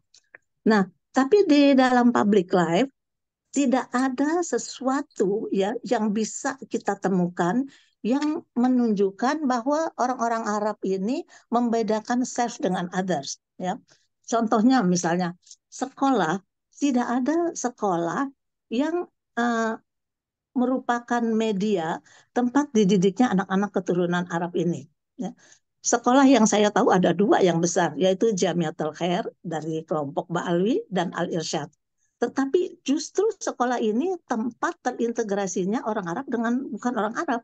Jadi dibangun oleh orang-orang keturunan Arab, tetapi gurunya umumnya bukan orang Arab, apalagi muridnya cuma sebagian kecil sekali orang Arab. Jadi di public life mereka tidak menunjukkan itu. Kemudian kita tidak akan menemukan media-media, koran, televisi, radio yang merupakan media untuk menunjukkan eksistensi orang Arab. Jadi di public area ini mereka adalah orang bukan orang Arab, tapi mereka adalah orang dengan identitas di mana mereka berada. di private life mereka mempertahankan ini. Nah, inilah yang menjawab gitu ya, kenapa orang-orang Arab jelas kelihatan ada, identitasnya ada, kesadarannya ada. Ya, ini yang tadi saya katakan saya berbeda dengan Mas Nabil. Saya merasakan mereka sangat sadar di private life. Tapi di public life mereka akan berbaur dengan kebudayaan di mana mereka berada. Saya kira itu kali ya. Oh, ada lagi satu yang menarik, yang menunjukkan bahwa mereka ini mudah sekali masuk pada situasi-situasi di mana mereka bukan cuma berbeda, tapi amat berbeda. Jadi merupakan hal yang amat biasa. Orang-orang Arab ini sekolah bukan cuma di sekolah negeri ya, apalagi di sekolah Islam, tapi bahkan di sekolah-sekolah Kristen itu banyak sekali orang Arab. Pengalaman saya menunjukkan ketika saya tinggal di Sau Besar, itu orang-orang Arab yang ada di sekitar Sau Besar itu sekolahnya di Melania dan Strada. Semua orang Arab Melania itu ada di Melania dan Strada. Kemudian ketika saya pindah ke Cawang, saya mau memasukkan anak saya di sekolah di Kampung Melayu itu, Cahaya Sakti, itu kebetulan saya juga lagi penelitian, jadi saya lihat data-datanya, saya tertarik bahwa orang-orang keturunan Arab yang ada di sekitar situ, di Kampung Melayu, di Jalan Penghulu, Jalan Wedana, Jalan Pedati, itu sekolahnya di situ. Padahal itu kan sekolah yang bukan Islam gitu ya. Kemudian ketika saya pindah di level sekolah lanjutan, sekolah-sekolah di Santa Maria, itu orang-orang Arab yang tinggal di Batu Tulis, Batu Ceper, Pecenongan, itu sekolahnya di Santa Maria. Jadi kita lihat bagaimana memang mereka tidak ada kesulitan. Ini yang merupakan stereotip dari Hadrami yang ditemukan oleh Ikhtiar Hatta dalam penelitiannya, bahwa mereka amat mudah gitu melebur di public life, bahkan dengan hal-hal yang amat bertentangan dengan prinsip hidup ya. Jadi sekolah Katolik, sekolah Protestan gitu, yang jelas amat beda dengan ideologi mereka, itu mereka sekolahnya di situ. Jadi amat mudah untuk kelompok Hadrami ini memisahkan antara identitas dia dengan lingkungannya di mana mereka harus mengimmerse dirinya ke dalam public life tadi. Itu mungkin tambahan dari saya, Mas. Terima kasih. Ya, terima kasih Prof. Yasmin atas tambahannya dari sudut atau tilikan antropologi. Nah, banyak yang tadi dipaparkan oleh dua pembahas kita, Bapak Ibu sekalian, dan waktu kita menunjukkan 6.44, saatnya kita buka termin untuk mengulik, mempertajam bahasan dari Mas Nabil khususnya, dan tadi ada beberapa hal yang menggelitik dari Prof. Yasmin Shahab. Terima kasih telah bergabung Prof. Jeffrey Al-Katiri. Tadi saya juga sempat melihat ada Ustadz Musyafa, ada Ustadz Mudofat, dan Yai Fatoni Abror, Dr. Sita Resmi. Kalau tidak salah kawannya Bu Sita itu Bang Fahri juga Arab ya, Arab Lombok gitu ininya. Oh. Ya, Bapak Ibu silakan. Yang di sini saya buka termin pertama yang sudah memberikan isyarat. Monggo, Dr. Sita. Assalamualaikum warahmatullahi wabarakatuh. Terima kasih Mas Yusuf, terima kasih Mas Nabil, dan terima kasih Prof. Yasmin Shahab, ini dosen saya juga. Cuma waktu saya mengambil antropologi di S1 Ilmu Budaya, kan ada mata kuliah wajib fakultas, itu Pak Yopi yang mengajar. Terima kasih Prof. Yasmin, menarik sekali bahasan beliau, Mas Nabil juga. Saya tertarik justru dibalik nih, karena saya juga mempelajari budaya Turki ya, dan juga Jerman sesuai waktu ilmu budaya saya S1. Nah, kalau saya melihat kita bicara menakar nasionalisme ya, para diaspora, kaum diaspora atau migran, ada satu hal yang menarik sekarang, orang Indonesia yang menjadi diaspora. Sebaliknya seperti itu. Keturunan pribumi orang Indonesia asli yang sekarang menjadi warga negara Amerika, warga negara di Eropa. Salah satu yang menarik, saya bicara dengan Dr. Arif ya, dia peneliti, termasuk peneliti yang sering mendapat penghargaan di Amerika, ngajar di kampus di St. Louis, Missouri, dan sempat saya mengungkapkan gini, Mas kapan balik ke Indonesia gitu ya, terus sumbangkan ilmumu untuk Indonesia. Dia bilang saya kalau di Indonesia apa yang mau saya kerjakan, Mbak? Mau riset. Ya, artinya keterbatasan segala macam itu membuat dia merasa ya sudahlah tempatnya dia di sana. Tetapi ketika saya berkesempatan mengisi simposiumnya Muktamar IMSA, Indonesian Muslim Society in North America di Missouri, St. Louis itu tahun 2006, mereka menggalang dana buat tsunami, mereka menggalang dana untuk pokoknya mereka punya connection yang kuat gitu dengan lembaga-lembaga charity di Indonesia, dan mereka merasa ya paling tidak itu kontribusi mereka. Kemudian tetap menjaga ya keislaman mereka, keindonesiaan mereka. Salah satu contohnya ada anak yang bikin tulisan mula-mula dia minder punya nama Asma gitu. Tapi dia kemudian jelaskan ke teman-temannya yang orang bule itu, bule Amerika, bahwa karena temannya bilang, is it a kind of disease gitu. Itu kan nama penyakit. Terus dia nerangin profil Asma binti Abu Bakar seperti apa. Lalu dibilang teman saya lalu pengen jadi namanya Asma juga. Itu contoh. Jadi mereka berusaha. Sekarang saya coba potret orang Turki di Jerman. Orang Turki di Jerman juga selalu dipertanyakan nasionalismenya sebagai warga negara Jerman gitu. Ya karena memang benar mereka tuh punya yang disebut Islamische Gemeinschaft gitu. Masyarakat Islam Turki di Jerman, mereka membangun masjid-masjid di semua kota ya maupun di Belanda. Masjid yang ada di Rotterdam gitu ada lebih 3 kali ya, di Amsterdam semua masjid Turki. Demikian juga yang ada di Jerman, di setiap kota yang sempat saya datangi itu pasti masjidnya masjid Turki. Dan kemudian tadi dengan Islamische Gemeinschaft, masyarakat Islam Jerman di Turki, mereka itu kemudian menggalang dana, dan itu dana yang masuk ke Turki banyak sekali dari kaum diaspora itu gitu ya. Itu menjadi satu hal yang cukup signifikan gitu. Jadi bahkan ada yang mengetengahkan seperti dual citizenship gitu. Mereka seperti punya 2 kewarganegaraan gitu. Jadi mereka tetap setia pada kampung halamannya. Nah, itu yang kita lihat mencolok di Indonesia justru emang Chinese. Jadi kelompok yang Chinese itu yang kuat banget ininya untuk tetap dengan negara asalnya. Tapi saya mau garis bawahi sedikit bahwa ini adalah satu hal yang dianggap tren dunia saat ini oleh Will Kimlicka. Dari pendekatan ilmu politik, beliau mengatakan, Will Kimlicka mengatakan bahwa tren negara-negara ya oke lah nation state, negara bangsa saat ini adalah negara multikultural. Jadi kalau kita bicara Swiss, bahasa nasionalnya apa?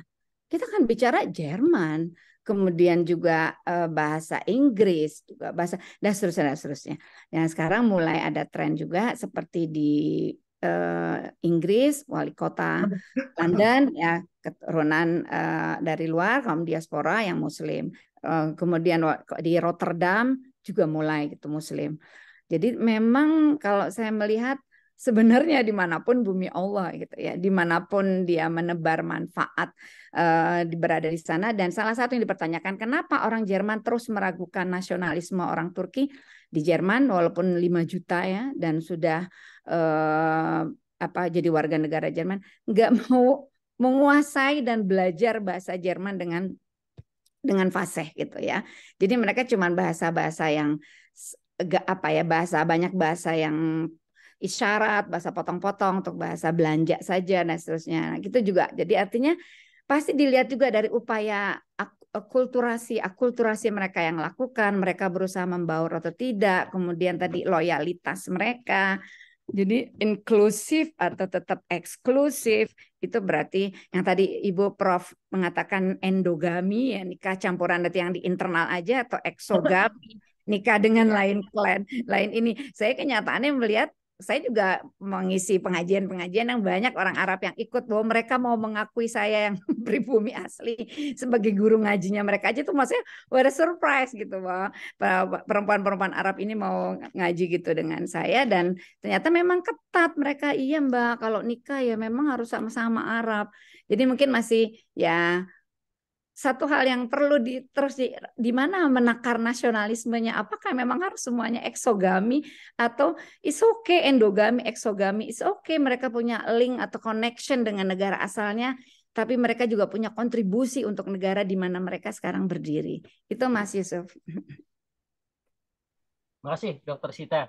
Saya pertajam Mas Nabil dan Prof. Yasmin untuk menanggapi memang kita jadi teringat dengan image nasionalismenya Ben Anderson ya Bu Sita gitu ya. Jangan-jangan konstruk tentang nasionalisme kita itu memang perlu diklarifikasi, difalsifikasi karena masing-masing juga mengaku punya definisi nasionalisme. Nah, apakah nanti mohon dipertajam Mas Nabil faktor masalah konstruksi nasionalisme, karena waktu diskusi sama Fajri Alatas, Ismail Fajri Alatas, konstruksi ini juga memang soal patri itu ya, motherland, itu juga memang menarik. Kenapa yang sering dipertanyakan kepada kalangan Hadromi saja, tapi ternyata tidak juga gitu. Seringkali stereotip itu juga disematkan pada suku-suku bangsa yang lain, termasuk dalam sisi fisik dan sebagainya. Misalnya, oh kamu dari orang timur ya, kalau di kota saya kan di Jogja itu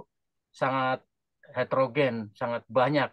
Udah nggak, kalau Jawa malah, maaf, kalau Hadromi malah selesai. Tapi sering yang disematkan adalah kamu dari Papua ya, kamu dari Timur dan sebagainya. Jadi sebetulnya semua mengalami seperti itu, Mas Nabil. Nah, ini apakah bagian dari konstruk yang meminjam Ben Anderson itu kita memang bagian dari postkolonialisme sehingga residu itu belum tuntas, sehingga walaupun udah generasi sekian, restriksi yang pernah disematkan oleh Belanda yang saban keluar ke perkampungan itu harus menyiapkan kartu pas gitu, Prof Yasmin, kadang-kala masih ada, sehingga orang Arab yang merasa eksklusif padahal mereka tidak.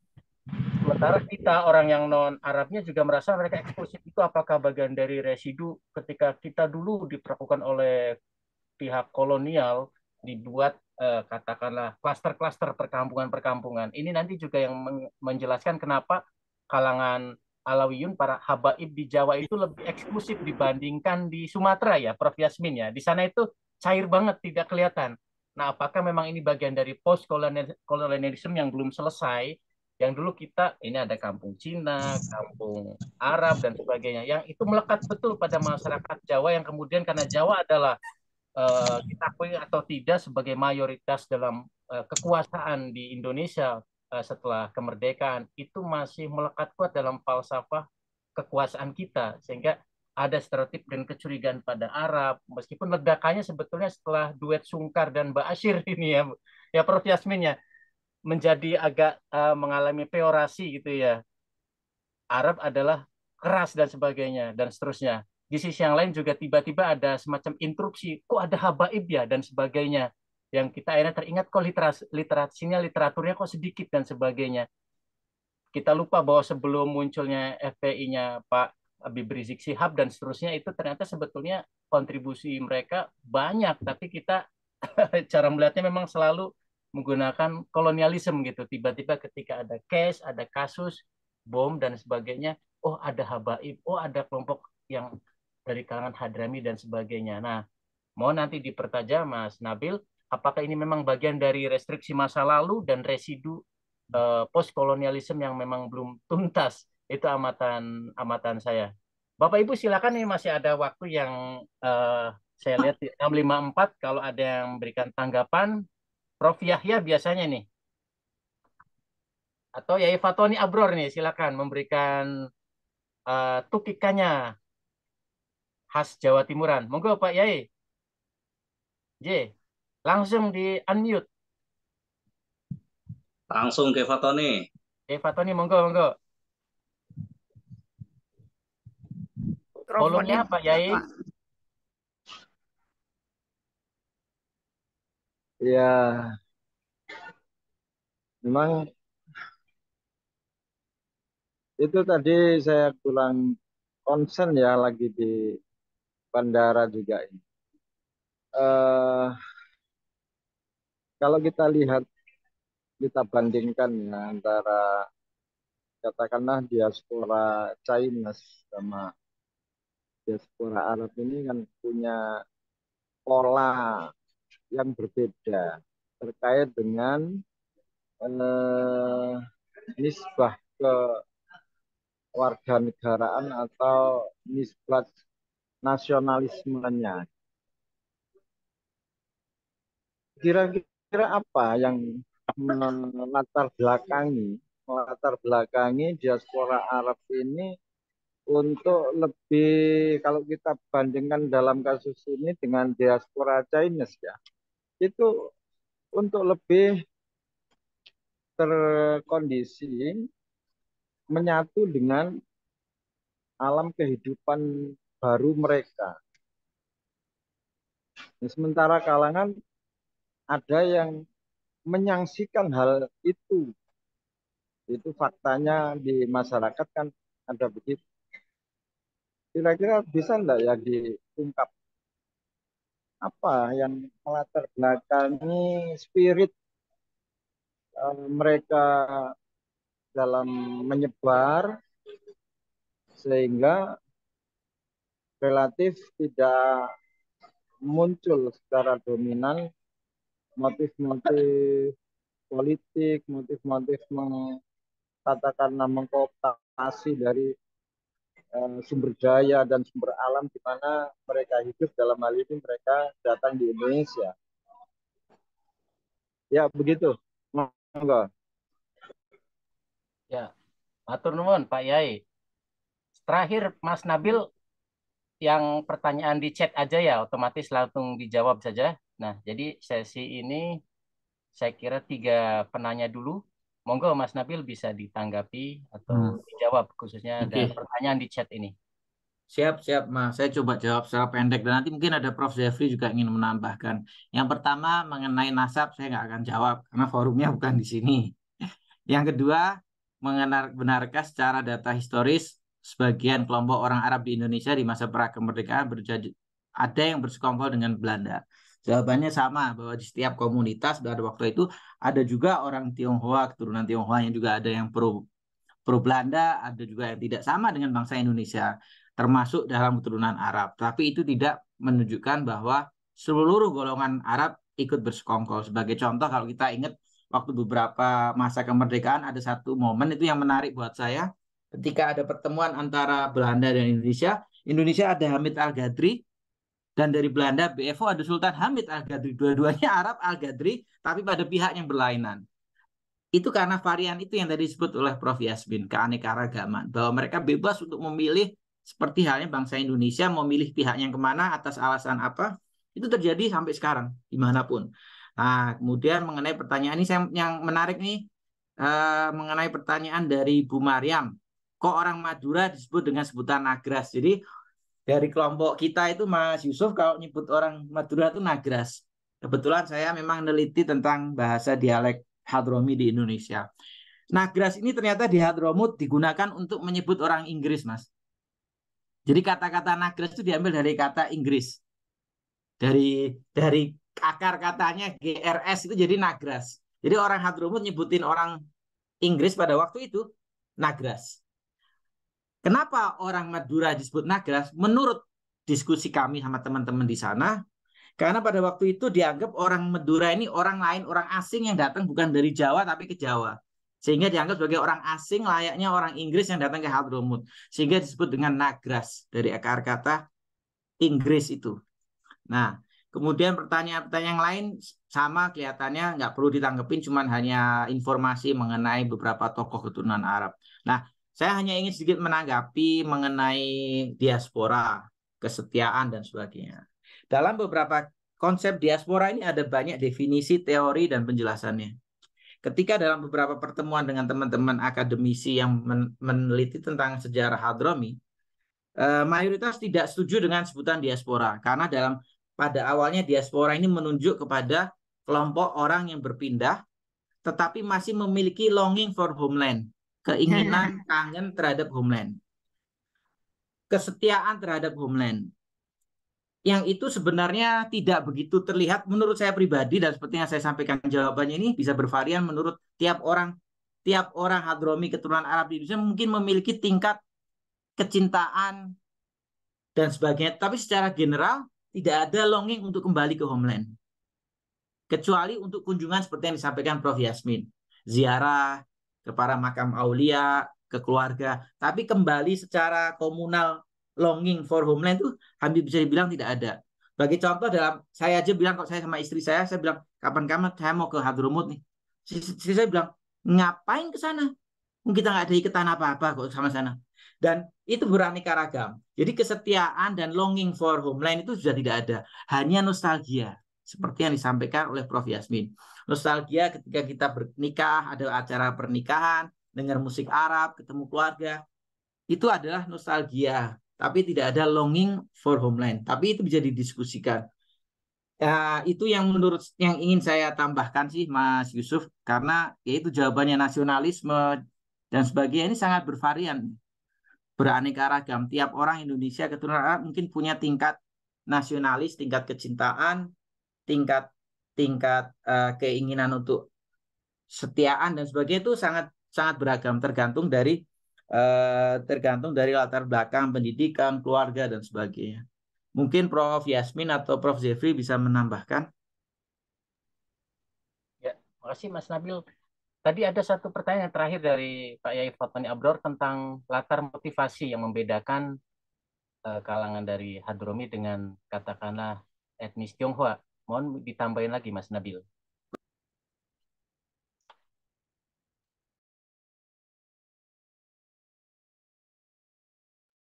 Mas Nabil? Oh ya, yang dimaksud dengan latar belakang itu latar belakang bermigrasi atau latar belakang? Ya, betul. Nah, setelah saya berdiskusi dan meneliti, itu latar belakangnya itu sangat bervarian, Mas. Tapi gini, kalau dalam teori migrasi itu kan ada push dan pull factor ya. Semua migrasi dalam teori migrasi. Ada faktor pendorong dan penarik. Memang faktor pendorong ini juga bermacam-macam. Tapi satu hal yang membuat dalam semua teori migrasi kenapa orang-orang Timur Tengah bermigrasi ke Australia dan sebagainya itu ada namanya budaya. Kalau nggak ada budaya masyarakat untuk melakukan migrasi, itu nggak bakalan terjadi. Pertama itu. Jadi selain faktor ekonomi, dalam faktor ekonomi itu bukan berarti selalu miskin, tetapi mencari penghidupan yang lebih baik. Dan ada banyak faktor yang mendukung ini semua, faktor pendorongnya. Jadi ada memang budaya dari orang-orang Hadromi itu melakukan perjalanan ke hampir seluruh dunia menggunakan kapal. Saya masih ingat kalau teman-teman baca buku Arus Baliknya Pram, pada zaman kerajaan, itu ada bukunya Pram Arus Balik, itu ada disebutkan di situ ada Syah Bandar, ada yang ikut dengan kapal-kapal Portugis, kapal apa ke Indonesia, namanya itu Said siapa? Musawa Sungkar Zubaidi. Itu adalah nama-nama marga Arab. Itu ditulis sama Pram di buku Arus Balik. Memang pada masa kerajaan sudah ada beberapa kelompok yang memang melakukan perjalanan adventurir. Dan itu terbukti bahwa kelompok orang Hadrim ini seorang adventurir yang melakukan perjalanan dengan kapal. Yang kedua, memang ada alasan untuk mencari penghidupan yang lebih baik. Dan pada waktu itu faktor pendorong yang paling utama itu adalah informasi mengenai Indonesia sebagai tanah yang subur, orang yang cukup ramah. Tetapi sekali lagi setiap kelompok memiliki latar belakang dorongan yang berbeda-beda tapi didorong oleh faktor budaya bermigrasi dan juga keadaan di negaranya. Ada satu contoh buku yang menceritakan seorang Hadromi kepingin ke Indonesia, ke tanah Jawa hanya karena ingin berobat karena ingin berobat karena di Indonesia terdengar bahwa dokter-dokter Belanda sangat cukup banyak di Indonesia yang tidak ada di negerinya. Tapi itu juga didorong oleh keluarga yang sudah ada di Indonesia. Ada faktor mencari perdagangan, ada faktor agama, dan itu nggak bisa ditentukan satu persatu, Mas Yusuf. Karena masing-masing orang memiliki latar belakang yang berbeda, tetapi yang paling mendasar adalah budaya bermigrasi yang ada di dalam kelompok tersebut. Tanpa ada itu, migrasi tidak akan terjadi. Kira-kira seperti itu, Mas. Ya. Terima kasih, Mas Nabil. Prof. Yasmin, sekiranya akan ada tambahan dari beberapa pertanyaan khususnya yang menukik tentang latar atau motivasi tinjauannya secara antropologis, saya kira akan memperkaya Prof. Yasmin. Iya, terima kasih Mas. Ada tambahan saya tadi yang menarik untuk komentar dari Mas Nabil yang longing for homeland. Ada kebiasaan pada orang Arab saya perhatikan dulu malah yang sekarang kelihatannya menghilang. Mereka senang menulis pengalaman hidupnya, gitu, yang kita kenal dengan diary. Nah, ada satu keluarga kebetulan cucunya wartawan, lalu cucunya ini menulis kembali diary dari kakeknya.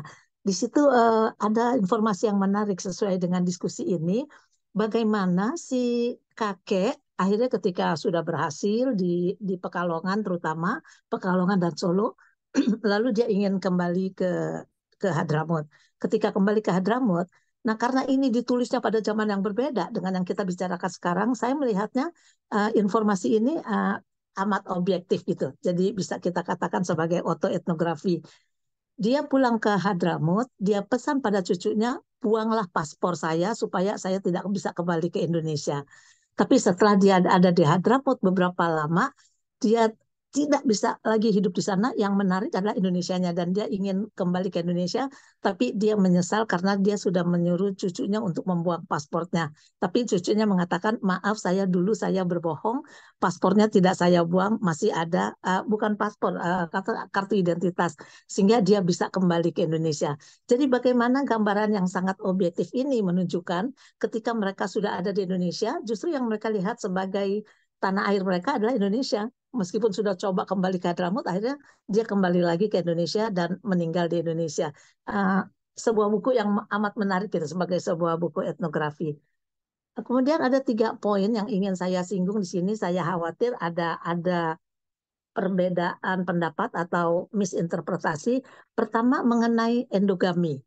Yang endogami yang saya tekankan, yang saya uraikan di sini adalah ketika orang menulis mengenai komunitas Arab di Indonesia, selalu cenderung tulisannya mengenai endogami ini yang mendapat penekanan. Tapi bukan berarti cuma orang Arab yang menekankan endogami. Ternyata semua etnis itu sangat menekankan endogami. Saya punya 2 data yang saya jadikan penelitian. Yang pertama secara kualitatif. Saya merahasiakan namanya tentu ya. Jadi ada 2 mahasiswa bimbingan saya, dosen sedang buat S3, berarti sangat educated kita dari 2 daerah di Indonesia. Ketika itu mereka sangat stres karena kedua anaknya itu dari 2 orang mahasiswa ini ingin kawin dengan etnis lain. Aduh bagaimana ini Ibu, sehingga saya menjadi tempat untuk curhat dari kedua orang tua karena anaknya ingin kawin dengan etnis lain. Dan ini mahasiswa S3 yang profesinya dosen. Jadi kelihatannya secara kualitatif, dan dia menjelaskan kenapa dia tidak mau anaknya kawin dengan etnis lain. Yang kedua, secara kuantitatif. Secara kuantitatif saya menggunakan data dari Kompas. Jadi di Kompas itu kan ada Biro Jodoh. Nah itu saya menggunakan ribuan data, amat menarik, hampir 100% orang itu ingin kawin dengan etnis yang sama. Tetapi yang lebih tinggi adalah dengan agama yang sama. Agama yang sama itu semua rata-rata ingin kawin dengan agama yang sama, kemudian dengan etnis yang sama, meskipun ada sedikit juga yang mengatakan boleh kalau terpaksa. Dan kalau orang Jawa maunya sama orang Sunda dengan orang Jawa, tidak mau dengan orang Sumatera. Itu juga sangat menarik. Lalu pendidikan dan pekerjaan tidak terlalu penting, dan umur. Jadi memang endogami etnis, endogami agama ternyata terjadi pada semua etnik di Indonesia sampai sekarang masih amat penting karena datanya data Kompas, jumlahnya besar, jadi saya sangat percaya dengan temuan ini. Yang kedua, jadi itu lagi yang ingin saya tekankan, endogami bukan milik komunitas Hadrami, tetapi milik semua etnik di Indonesia, cenderung kawin dengan kelompoknya sendiri. Yang kedua mengenai stereotip. Mengenai stereotip juga bukan cuma pada orang Arab, stereotip itu ada pada setiap etnik gitu.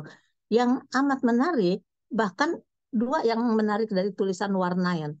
Orang suka mengatakan itu cuma stereotip gitu ya, bukan kenyataan yang ada. Ternyata stereotip itu menurut hasil penelitiannya Warnayan itu memang adalah kenyataan yang ada. Misalnya yang amat menarik dari temuan Warnayan, kan ada 5 etnik gitu ya, ada 5 etnik di Indonesia, Jawa, Sunda, Minang, Batak, Cina. Ketika ditanyakan dengan siapa Anda paling senang bergaul, yang dibuat urutannya, selalu urutan pertama mereka sangat mau bergaul dengan etnisnya sendiri. Lalu yang berikutnya itu urutannya sama. Setelah etnis sendiri, yang disenangi adalah ingin bergaul dengan orang Jawa, kedua dengan orang Sunda, ketiga dengan orang Padang, keempat orang Batak, lalu terakhir orang Cina. Semua etnis mempunyai urutan seperti itu. Jadi saya percaya kalau gitu stereotip ini benar. Kalau tidak, itu tidak akan terjadi urutan yang sama untuk setiap etnis. Ya, jadi itulah bahwa stereotip ada pada setiap etnis, bukan cuma Hadrami, dan itu sesuai dengan kenyataan berdasarkan hasil penelitian Warnayan. Yang ketiga yang tertarik juga saya untuk mengatakan adalah kenapa sih baru tahun 97 tiba-tiba ada ketertarikan mengenai komunitas Hadrami ini, baik berupa artikel-artikel, seminar, kongres, dan sebagainya. Kemudian sekarang ya akhir-akhir ini beberapa tahun terakhir, yang terakhir ini malah yang amat menarik adalah mengenai nasab gitu. Begitu ramainya masalah nasab. Nah, ini menunjukkan bahwa pembicaraan-pembicaraan etnis ini adalah harus dilihat secara kontekstual. Jadi tahun 97 menjadi penting. Pertama, disitulah mulai muncul pembicaraan-pembicaraan mengenai syarat dan sebagainya. Lalu timbulnya kesadaran bahwa komunitas Hadrami ini jumlahnya kecil, tetapi perannya besar sekali di ruang publik. Sehingga orang ingin tahu kenapa dan siapa mereka. Lalu sekarang masalah nasab gitu. Saya sendiri sih mempunyai pendapat ini merupakan suatu fabrikasi, suatu apa namanya konstruksi budaya, tapi saya tidak akan bahas karena panjang, tapi saya sangat yakin ini suatu konstruksi melihat pentingnya peran mereka, bagaimana menghadapi, mengkonfrontir keadaan ini adalah dikonstruksi dengan masalah nasab. Karena posisi mereka yang berperan sekarang ini, salah satu terpentingnya adalah nasab mereka. Itu masukan dari saya, terima kasih. Ya, makasih Prof. Yasmin. Meskipun tadi di bagian air do agak berhati-hati nih karena isu sensitif soal masalah nasab ya Prof. Tapi tidak apa-apa. Saya lihat ada masih di sini di forum ini Prof. Jeffrey Al-Qadri yang tahniah beberapa bulan lalu dianugerahi besar oleh FIB UI intinya. Beberapa pekan sebelumnya beliau juga pernah mengirimkan tulisannya untuk di sebuah jurnal yang meneliti tentang peran para habaib dan relevan, relate juga, dan beberapa ada pertanyaan dan serempetan tadi. Kiranya kalau Prof. Jeffrey memberikan suara terkait dengan penelitiannya itu, walaupun tidak perlu masuk ke soal masalah kontroversi nasab yang lagi hangat di beberapa kalangan di tanah air kita, Prof. Jeffrey sekira berkenan bisa open mic. Prof. Jeffrey bisa dengar suara saya? Assalamualaikum.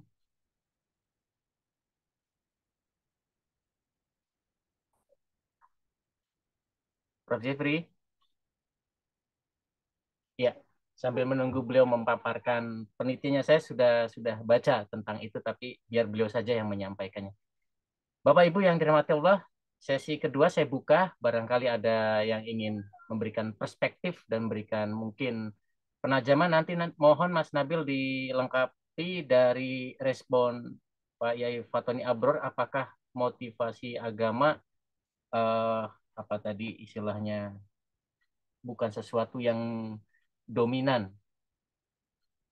yang melatari mereka untuk bermigrasi dari kalangan Hadrom ini pada kurun abad 18 atau 19 yang lebih ekstensif setelah terusan Suez dibuka ke tanah Jawi itu. Nanti mohon diperjelas lagi Mas Nabil setelah kita mendengar beberapa Bapak Ibu yang akan angkat bicara. Monggo Ustadz Mudzofar yang barangkali punya banyak pengalaman dengan kalangan Ampeliun ini ya, yang banyak kalangan Hadromi di sana di Surabaya. Yang unik-unik di sana. Monggo Ustadz Mudzofar. Ya sebenarnya saya terlalu awam kalau meskipun dekat akrab, tapi kalau tentang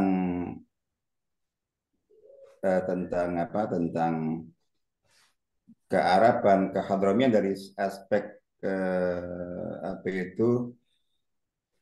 sejarah, histori, antropologi dan sebagainya, tentu ahli-ahlinya tadi sudah berbicara banyak, dan saya juga sangat awam dalam bidang sejarah secara umum, juga apalagi sejarah etnis Arab secara khusus. Sehingga apa yang tadi sudah dipaparkan oleh Mas Nabil, Prof. Yasmin, dan juga para kontributor yang lainnya, saya kira Masya Allah luar biasa, dan saya sangat menikmati. Saya hanya sedikit aja, jadi memang tergelitik oleh ketika masalah masalah etnis seperti Arab, khususnya Arab barangkali ya. Terus kemudian diangkat, diberi perhatian yang lebih, lalu kemudian dikaitkan dengan isu nasionalisme yang mungkin sebagian kalangan cenderung mempertanyakan, apalagi mungkin di tahun-tahun politik seperti sekarang dan juga sebelum-sebelumnya. Tentu macam-macam ya. Saya kok menangkap ada apa ya? Jadi ada tendensi di sana, wallah alam seperti apa.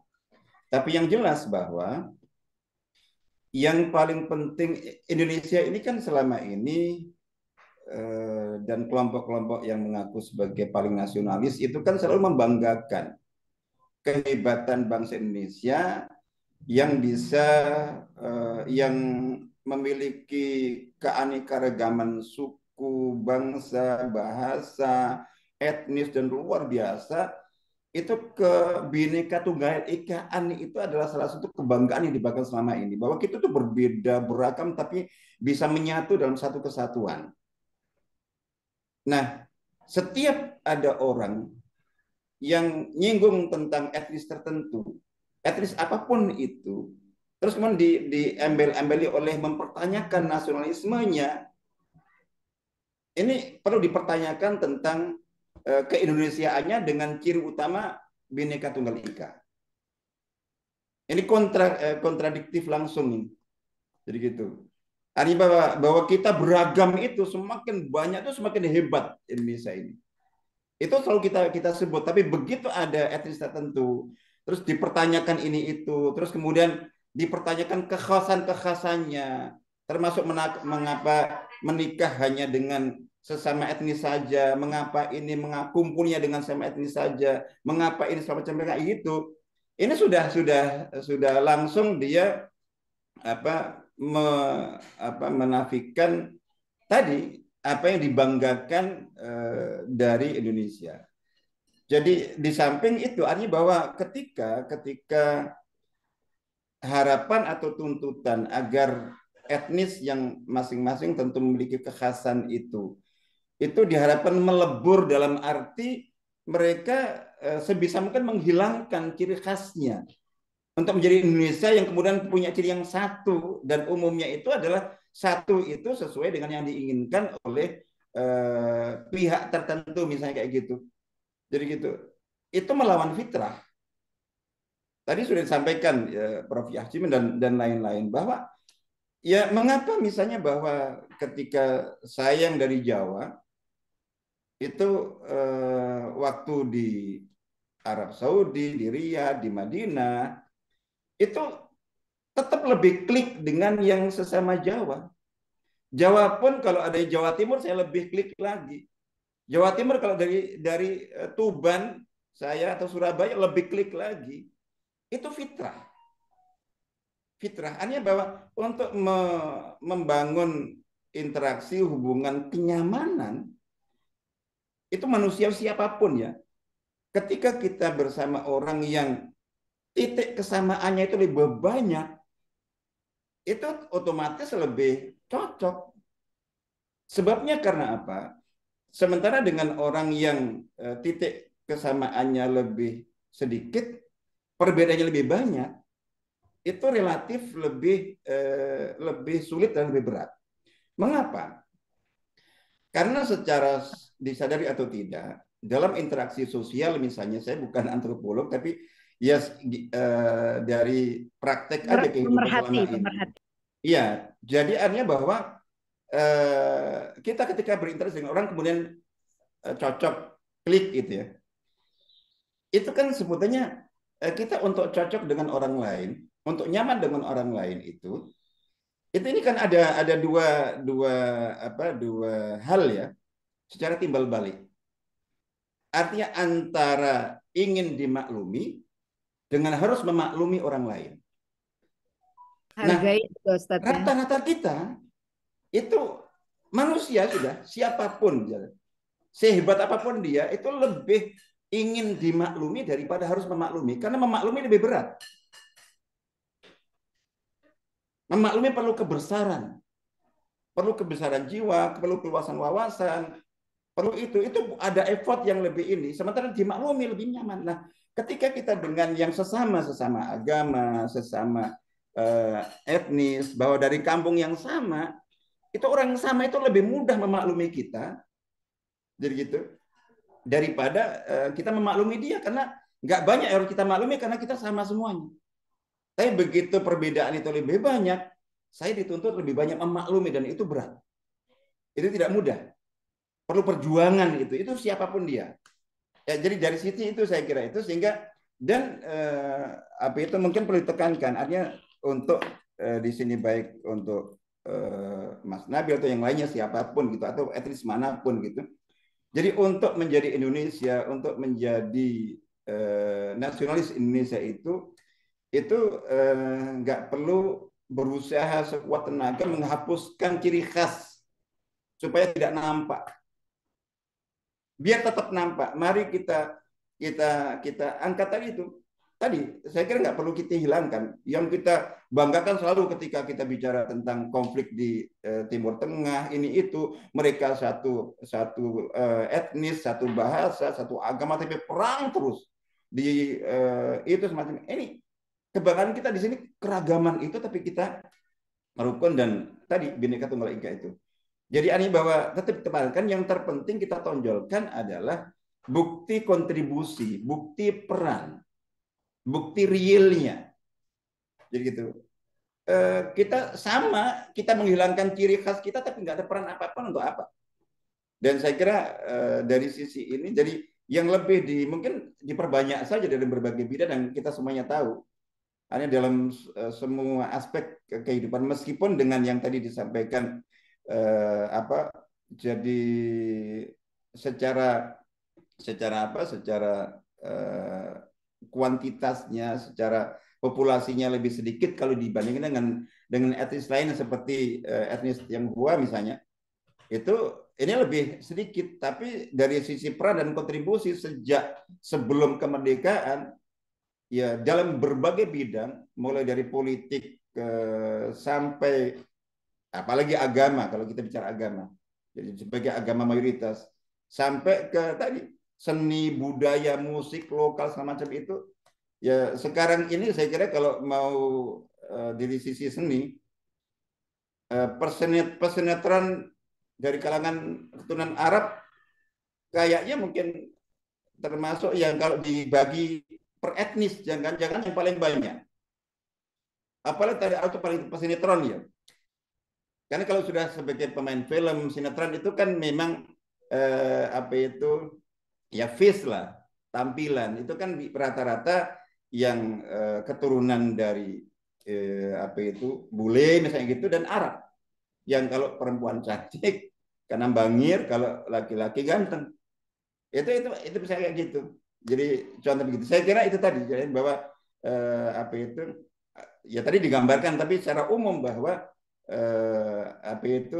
jadi masing-masing punya ciri khas seperti itu, dan saya kira yang paling ditekankan siapapun yang mempersoalkan tentang masalah etnis tertentu terus kemudian mengkonfrontirnya dengan sisi nasionalisme seperti sekarang sedang 17-an seperti itu saya kira patut dicurigai. Itu pasti dia tidak paham Indonesia dan tidak termasuk yang membanggakan ciri khas Indonesia sebagai negeri 1001, sejuta satu etnis, bangsa, dan Bhinneka Tunggal Ika, tapi memiliki kesatuan yang luar biasa. Saya kira itu insya Allah sedikit aja, sekedar urun debuk unek-unek. Barakallahu fikum. Assalamualaikum warahmatullahi wabarakatuh. Terima kasih Ustadz Ahmad Muzaffar. Bapak Ibu, waktu di tempat saya sudah menunjukkan jam 7.25, ada 5 menit waktu yang tersisa. Tadi, di Surabaya juga sama tuh kayaknya. Waktunya. Nabil sudah pamit karena lagi di Vietnam. Oh iya, beda waktunya bersama acara UN. Beliau banyak fokus menggarap masalah drugs and crime itu ya, selain juga concern di masalah para imigran dan sebagainya. Jadi tadi pamit dulu, dan sekali lagi terima kasih ke Mas Nabil luar biasa. Mungkin hanya mendengarkan rekamannya nanti. Bapak Ibu, kiranya saya tidak akan perpanjang kalam. Prof. Yasmin sekiranya mau ada memberikan tanggapan terkait dengan tadi beberapa hal yang disampaikan oleh para audiens, atau mungkin tambahan lagi dari perspektif yang lain untuk memperkaya, terutama soal literatur, karena kita jujur banyak yang kaget tiba-tiba muncul kegaduhan soal masalah nasab, sebelumnya fenomena Habaib itu ya, para Habib A yang cenderung radikal, Habib B yang cenderung lembut tapi katakanlah dekat dengan kekuasaan, atau tiba-tiba anak-anak sekarang terkaget-kaget hanya melihat satu potret mozaik yang itu pun sudah terpenggal terkait dengan misalkan Mufti Hindia Belanda ya, Mufti apa namanya Bin Yahya dan sebagainya, yang ini memang sebetulnya tugas tidak hanya di kalangan katakanlah para scholarship, tapi kita semua yang concern mengklarifikasi beberapa hoax dan sebagainya penting. Namun karena barangkali kesamaan identity tadi, barangkali katakanlah ada keterpanggilan oleh teman-teman dari Hadrami, yang saya tahu makanya saya sengaja mengundang Mas Nabil itu di Menara Institute, karena beliau concern menerbitkan gagasan-gagasan, menerbitkan katakanlah rekaman-rekaman arsip-arsip itu, sehingga tidak ada kebingungan. Arab saya kira tidak istimewa, yang istimewa adalah ketakwaannya Ustaz Mudhafar ya. Ketakwaannya. Maka genealogi para migran Hadromi di abad 19 macam-macam, ada yang concern di masalah keilmuan, ada yang concern di masalah perniagaan, ada yang perpaduan itu semua, ada juga yang mungkin concern ke masalah artnya, culture-nya dan sebagainya. Ada yang juga concernnya ke masalah bisnis senjata gitu. Sampai ada anekdotal, kalau farmnya apa ini bisa ketebak ini. Oh, Al-Katiri, oh itu tukang jual senjata, itu guyon ya, bukan apa-apa guyon. Oh ini Tolib misalkan, oh ini senang dakwah. Tapi kadang-kala itu bias-bias karena pergaulan dengan nama-nama yang muncul belakangan aja sebetulnya. Nah, yang repot lagi di sisi yang lain, ketika teman-teman kita, saudara-saudara kita yang dari apa namanya berlatar bangsa, berlatar etnis dari Hadromi itu, walaupun sekarang si Indonesia mereka itu ternyata sebetulnya tidak mau melakukan yang disampaikan Mas apa namanya Nabil tadi, asimilasi yang sempurna, walaupun ada juga yang sekadar hanya apropriasi gitu. Tapi di sisi yang lain, fenomena setelah masuknya salafisme itu, paling tidak di kota-kota besar yang muncul ini, Ustaz Mudhafar, apa namanya, pengaraban pribumi. Maksudnya gini, dia orang pribumi Jawa, tapi penampilannya ke Arab-Araban. Gitu. Makanya kadang ada beberapa saudara-saudara kami, ya guru-guru saya juga gitu, kami nyangkanya itu keturunan Arab, tapi itu ternyata orang Jawa gitu dan sebagainya. Dan lebih susah dibedakan dibandingkan barangkali orang yang asli Hadrominya dan seterusnya gitu. Nah, Bapak Ibu yang dirahmati Allah, kiranya forum kita, forum kopi hangat ini sudah dingin, kopi kita yang masih ada silakan habiskan gitu. Saya satu ini belum cukup ininya. Nah, ada buku yang menarik sebetulnya untuk ini yang saya tadi sudah share, karya penelitian Natalie Mobin Kesheh gitu, Hadromi Awakening ini masih ada, ini sempat hilang dari pasaran karena saya klarifikasi di teman-teman Irsyadi, apa dari Al Irsyad yang otentik, karena ada Al Irsyad yang sekarang ininya apa namanya apa ya perhimpunan Al Irsyad. Kalau ini Al Irsyad yang Asyurkati, Syekh Ahmad Surkati gitu ininya, karena dibagikan untuk menjadi referensi buat mereka, tapi ternyata muncul lagi di pasaran. Alhamdulillah. Saya tidak mempromosikan yang memberikan pengantar ya, tapi maksud saya buku ininya, ini buku menarik.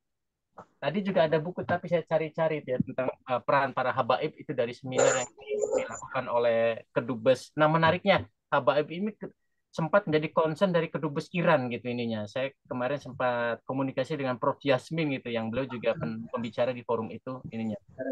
Nah, ada banyak hal yang bisa kita kupas. Yang jelas mereka sudah selesai 34 dengan langkah yang kontroversi di mata kolega-kolega keturunan Arab pada saat itu.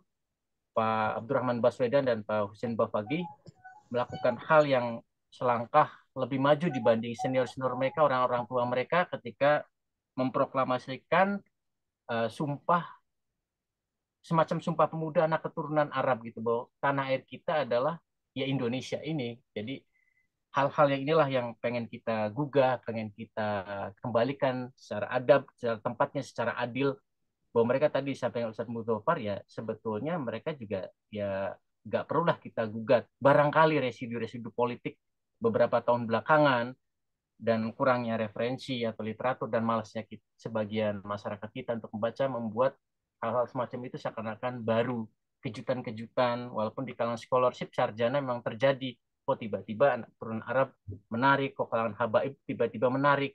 Tapi saya kira seiring informasi ada keseimbangan baru, ada equilibrium, semakin banyak orang menggali, oh habaib itu mozaiknya ternyata heterogen, ada yang kalem, ada yang minatnya kayak gini, ada yang aneh-aneh dan sebagainya. Itu biasa aja lah ininya.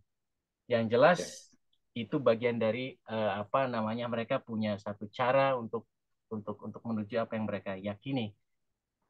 Parameter kita ketakwaan, sederhana saja sebagai seorang muslim. Bapak Ibu yang dirahmati Allah, mari kita tutup forum yang Mas Rahman, ada usulan nih, dilanjutin menakar nasionalisme keturunan etnis Cina. Kita bahas Felix Xiao. Ya, nah, itu nanti para pemangku majelis saja itu ini. Nanti bisa Bu. Saya manut saja. Tapi cari keturunan, jangan Felix Xiao lah, yang scholarship-nya dalam, Bu. Kan ada tuh di UI banyak. Enggak, kita ada profesor dari sastra Cina. Iya, ya sastra Cina, sip ya. Kita undang Ahok aja. Sponsor aja lah dia. Baik Bapak Ibu, kita tutup forum Kopi Hangat edisi 10 Agustus ini dengan baca doa kafaratul majelis. Subhanakallah. Terima kasih atas atensi, kesediaan waktu, dan keikhlasan untuk membersamai sampai akhir acara ini. Kefatoni fi amanillah, kefatoni lagi di pesawat ya. Sehat-sehat selalu buat Bapak Ibu semuanya.